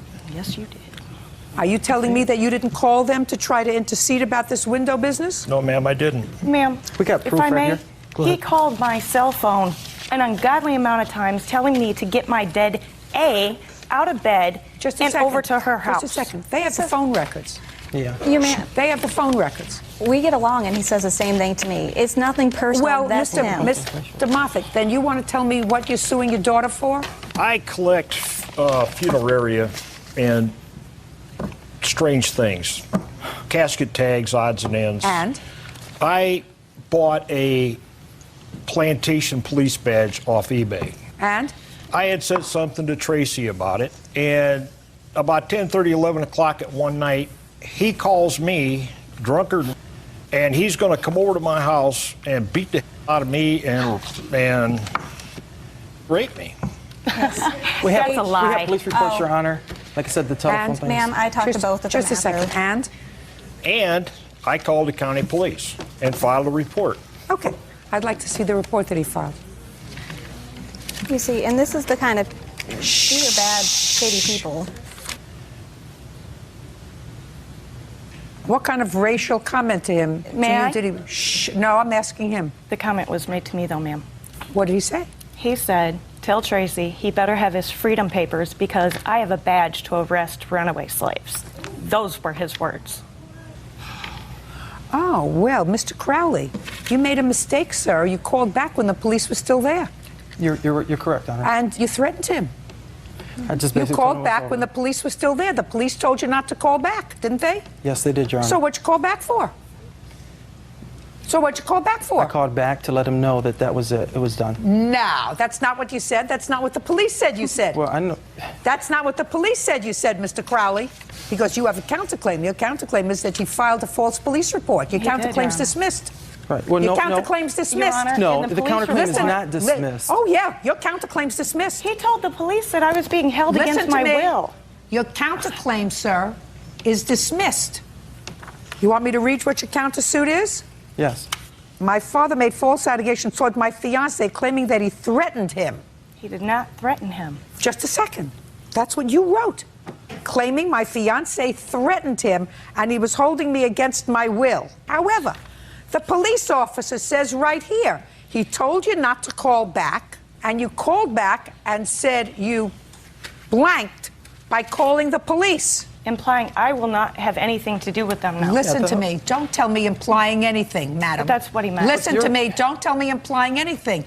Your fiance was told, don't call him. and he couldn't control himself, and he called him. His counterclaim is dismissed. Judgment for the plaintiff in the amount of $1,600. That's all. Step out. Parties are excused. You may step out. The job was completed for what we got paid for, but it was not a business transaction. It was helping out family members. Those weren't the windows I wanted. They did not finish work. I paid them for labor that they did not do. He's racist and he does not like him, and that's what this is really all about. As far as being a racist, I'm also American Indian and white. I'm mixed race also. I'm just going to walk away from it all. I want nothing to do with her. The only one I would love to have anything to do with is my niece. There is no relationship. Don't hire family for sure. And now the next case. All parties in the matter of Pangburn versus Teague. Step forward. 25-year-old Shalon Pangburn is suing her former friend, 19-year-old Austin Teague, for a cell phone termination fee and the cost of a new phone. Miss Pangburn, you knew the defendant, I assume, from the mall where he works? Yes, ma'am. And he worked in a phone store? Yes, ma'am. Just friends from the mall? Yes, ma'am. Never saw each other outside the mall? No, ma'am. Okay. He works in a phone store. He had a phone. I don't know what kind of phone it was. He had a red phone. You had a blue phone. You wanted his red phone. He said, okay, we'll switch phones, which is what you did. You took his red phone. He took your blue phone. You took it and you opened up an account and your phone broke. And you went to him and said, phone's broken. And he said, well, can't help you. It was working when I, pretty much, I can't help you. It was working when I gave it to you. Gave you a loaner for a brief period of time. You want him to pay for the cost of the phone and the cost of the termination fee for your phone. Yes, ma'am. So that's the case. Whose idea was it to swap phones? It was his. I talked to him about getting that phone. What do you mean? You would talk to him about buying a new red phone? Yes, ma'am. I talked to him about purchasing the new red phone, and he came upon the idea of just buying the blue phone. He would take the blue phone and I would take the red phone. How much did your red phone cost? About $500. And how much did her blue phone cost? Roughly about the same price. Is that right? I paid $262.49 for it. I was doing the outright price. I wasn't doing the contract. Outright prices are about the same price. My phone's about $200-300 with the contract in it, but outright is about $500. And is her phone the same? Yes, her phone's about $450, $475. Now, what was it about her phone that made it more desirable for you? My phone's a touchscreen phone. I actually didn't like it too much, and her phone was not touchscreen at all. How long had you had your phone? Like a month and a half. How long had you had your phone? I had never purchased. I never even had the phone in my possession. Austin took control of the phone before I even had it. So you bought a new blue phone? A brand new phone, yes, ma'am. I never even had the phone in my possession. And for $262, without a contract, you got his phone that was a $500 phone. That included the contract. Ah. Now, on what date did you switch phones? That was October 27, 2007. Did you make any phone calls at all on that phone? No, ma'am. When I actually received the phone, it was not working. And that's when I had talked to Austin and told him that the touch screen, which is the only way to use the phone, was not working. In the store? Correct. And what did he say to you? Well, he spent probably about 45 minutes trying to get the touch screen to work, and he never could. At that point, he got a brand new phone out of its box and told me while he was trying to fix my phone, I could use that phone. And that happened in the store on the same date, on the 27th of October? Yes, ma'am. So he gave you a loaner phone? Yes, ma'am.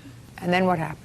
I got a text message, or I believe a phone call about a week later from Austin saying that he needed the loaner phone back, that his boss was doing inventory, and if that phone was missing, he was going to lose his job. Okay, so you brought that one back? Yes, ma'am. Okay, so now you have no phone? Correct. All right, Austin. Let me hear you, sir. Okay. So when she came in, I had the phone, my red phone, in my possession, and I was using it on it, just using it. She saw me using it, and as soon as I handed it to her... Don't tell me what she saw. As soon as we made the swap for the phones, it stopped working out of nowhere. She walked away with it after I tried... Just a second. You handed her the phone. Yes. And you were standing there with her. No, ma'am. I walked away. I was on the phone with the wireless company to get it activated. I walked away, and then she told me that it was not working after I handed her the phone. Okay. But it was working when I handed it. But she was still in the store? Yes, ma'am. Go ahead. So then I was, like she said, I was there about 45 minutes trying Just a second. So you were there 45 minutes trying to get it to work. Yes, ma'am. At that point, did she ask you for her phone back? No, ma'am. You said, I'm going to give you a loaner phone. Yes, ma'am. Until I get your phone to work. Yes, ma'am. Did you get her phone to work? No, ma'am. But I also offered her an insurance plan, which she could call the wire. It doesn't make any difference. You didn't comply with your contract. The contract took place when you handed her the phone. She said it doesn't work, and you said, I'm giving you a loaner phone until I get your phone to work. Yes, ma'am. Then when she came back, Austin, and you couldn't get her phone to work, you said, well, now I'm going to give you an alternate plan. You can do this, and you can hop over here, and you can jump through here. And she chose not to do that.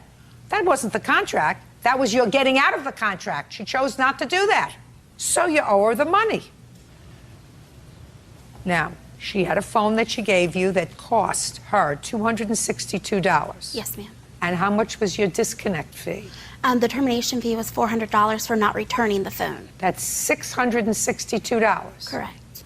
That's what you owe her, Austin. Okay. Shouldn't have given her a broken phone, sir, which is what you did. Judgment for the plaintiff in the amount of $662. That's all. The wheat is already burning. Black smoke coils above the Norman hedgerows like funeral ribbons. Inside the cupola of Tiger 231, SS Hauptsturm 4 Michael Whitman wipes sweat from his eyes and watches another Sherman die.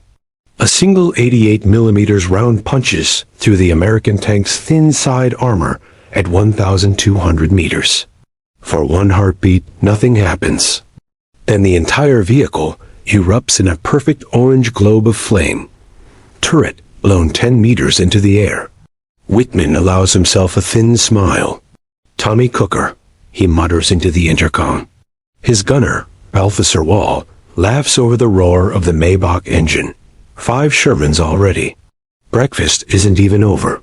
Through the vision slit, he sees more olive drab specks crawling along the can road. Dozens, maybe hundreds. They keep coming even as the burning hulks light the morning sky. Wall's voice drops. They're still advancing. Herr Hauptsturm 4. Why do they keep coming? Whitman doesn't answer. He just slams the turret traverse lever and lines the crosshairs on the next one. Because at that moment, none of them, not Whitman, not Wall, not even the terrified British tankers dying in their thousands, understand what is really rolling toward them across Normandy. An avalanche of steel that doesn't care how many burn. You can smell the Sherman before you see it. Hot castor oil, gasoline, and the sweet sick stench of burning rubber. Leutnant Otto Carius, 2nd Company, 502nd Heavy Tank Battalion, watches from the turret of his brand new Tiger. I, as an entire column of American M4S rolls straight into a German 88 battery near Teborba. One by one, they brew up. Turrets pop like corks. Ammunition cooks off in long orange chains. In 20 minutes, 23 Shermans become pyres. Carius lowers his binoculars, stunned not by the destruction, he's seen that before, but by how quickly and spectacularly they burn. That night, around a fire made from Sherman seat cushions, a Panzer Grenadier coins the nickname that will follow the M4 to the end of the war. Ronson, he says, holding up a cigarette lighter. Lights first time, every time. The Germans adopt it instantly. Tommy Cooker, Ronson. The name spreads faster than the tanks themselves. But what none of them know yet, what the intelligence summaries haven't grasped, is that back in Detroit, Lima and the Pacific Car and Foundry new hulls are sliding off the lines at the rate of 1 every 7 minutes. While a Tiger takes 3 months and costs as much. December 1943. 0 degrees Fahrenheit outside. But inside Tank Bay 7, the air is thick with steam and the smell of wet wool. A civilian engineer named Walter Christie, no relation to the suspension guy, stands on a catwalk above a half-finished M4A3 hull. He's holding a clipboard and a thermos of coffee that never seems to empty. Below him, welders are cutting neat rectangular holes into the floor where the dry ammunition racks used to sit. The problem is simple and lethal. Propellant charges stored high in the turret, and sponsons act like Roman candles when a German round penetrates. One spark and the whole tank becomes a crematorium. Christie's solution is almost insultingly basic. Move the ammo to the bottom of the hull and surround every shell with water-filled jackets made from old fire extinguisher tanks. Wet storage. They test it the next day. A captured 75mm PAC-40 fires point blank into a modified Sherman. The round punches through, ruptures 2 water jackets, but the propellant never ignites. Inside the test tank, the crew compartment is soaked like a car wash, but the men walk away laughing. By March 1944, every new Sherman rolling off the line, Lima, Press Steel Car, Pacific Car and Foundry, carries the new wet racks.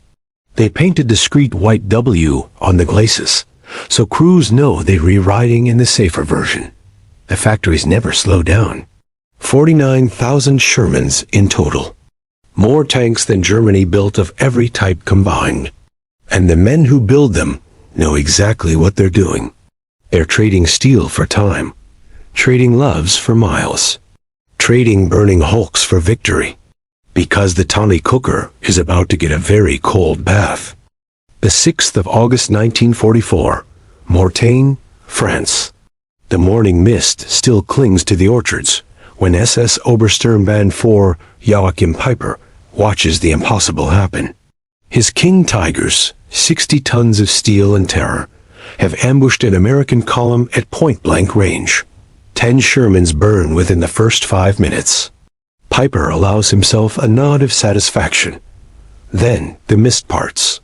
More Shermans, dozens, then hundreds. Wet storage Shermans now, hulls glistening with dew, white W's stenciled on every glacis. They do not stop for the burning ones. They simply drive around the pyres and keep coming, tracks churning the Normandy soil into mud.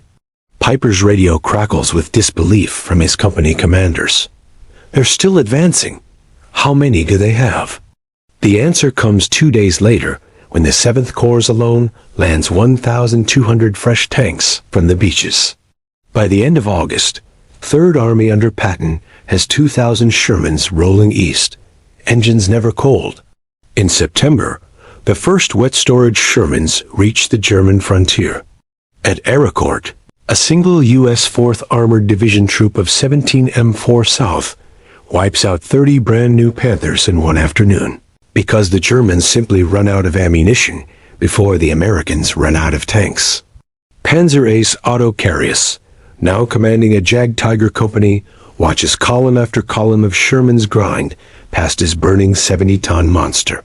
He keys the microphone, voice hollow. They don't fight better. They just have more. The Siegfried line cracks not under brilliant tactics, but under the sheer weight of steel that refuses to stop coming. The Tommy Cooker no longer cooks quite so easily, and it never, ever runs out. The city is already rubble, but the fighting is house to house, room to room. Inside a shattered pharmacy on Theaterstrasse, Feldwebel Franz Kahn, loader in a knocked-out Panther, crouches behind the counter with 4 other survivors. Through the blown-out window he can see them, Shermans nosing through the smoke like sharks. One M4 takes a direct hit from a hidden Panzerfaust. The turret lifts half a meter, settles back. No fireball. No secondary explosion. Just steam hissing from a ruptured water jacket. The hatch pops open. 5 American crewmen climb out, soaked to the skin, coughing, but alive. They wave to the next Sherman, which simply rolls forward and keeps firing. Kahn lowers his head. His hands are shaking. He remembers Viller's bocage. Remembers the perfect orange globes of flame that used to greet every good hit. Remembers Whitman's calm voice calling them Tommy Cookers. Now the Cookers don't cook anymore. And they never stop coming. Across the street, an American tank commander stands in his open turret, rain dripping from his helmet, drinking coffee from a tin cup as casually as if he were on Main Street back home. Kahn watches the man take a sip, wipe his mouth with the back of a gloved hand, then point forward. Another Sherman rumbles past the burning Panther, tracks clanking over broken brick. Kahn closes his eyes. In that moment he understands, with the cold clarity of a man who will not see Christmas. Germany built the best tank in the world. America built 50,000 good enough tanks. And good enough, in endless numbers, just became unbeatable. The avalanche has arrived. And it is drinking coffee. March 1945. Remagen Bridge. A wet storage Sherman is the first tank across the Ludendorff Bridge before the Germans can blow it. The crew never even slows down as flak bursts stitch the sky around them. They know the odds now favor them, not the enemy. April 1945. The Ruhr Pocket. German teenagers in brand new King Tigers fire their last 88mm rounds into a horizon filled with nothing but olive drab Shermans. One by one the Tigers die, surrounded by circles of burning and not burning M4 South. A final radio message from the pocket is simple. Too many Shermans. Ammunition expended. God help us. By the time American and Soviet tanks link up at the Elbe, the U.S. Army has lost 11,000 Shermans in Europe alone. 11,000. But 38,000 more sit in depots, on trains, on ships, still wrapped in cosmoline, waiting for a war that will never need them. In May, a young American lieutenant named Belton Cooper walks through a tank graveyard outside Paderborn. Row after row of burned-out Shermans stretch to the horizon. He counts 327 wrecks in one field alone. Then he looks farther and sees the replacement depot. 600 brand-new M4 A3E8 Easy 8s, engines idling, crews drinking coffee on the engine decks. Cooper lights a cigarette and mutters the sentence that becomes the epitaph of the German Panzer Arm. We didn't have the best tank. We had the last tank. Michael Whitman died 9 weeks after Villers Bocage, surrounded by 7 Shermans he couldn't stop. Otto Carius surrendered in May with 1 Jagdtiger and no fuel. Franz Kahn spent 10 years in a POW camp, dreaming of endless olive drab waves. And somewhere in Michigan, the last Sherman rolls off the line on the 21st of June, 1945. The factory whistle blows. The workers go home. They built 49,234 Tommy cookers. Enough to burn 11,000 times and still have 38,000 left to finish the job. The moral of the story isn't that the Sherman was invincible. It never was. The moral is that America decided quantity could become its own kind of quality, and then made damn sure the ones that did burn no longer cooked their crews alive. So when the avalanche finally stopped at the gates of Berlin, it wasn't because the Shermans were better. It was because there were always more of them, rolling forward, coffee in hand, refusing to die.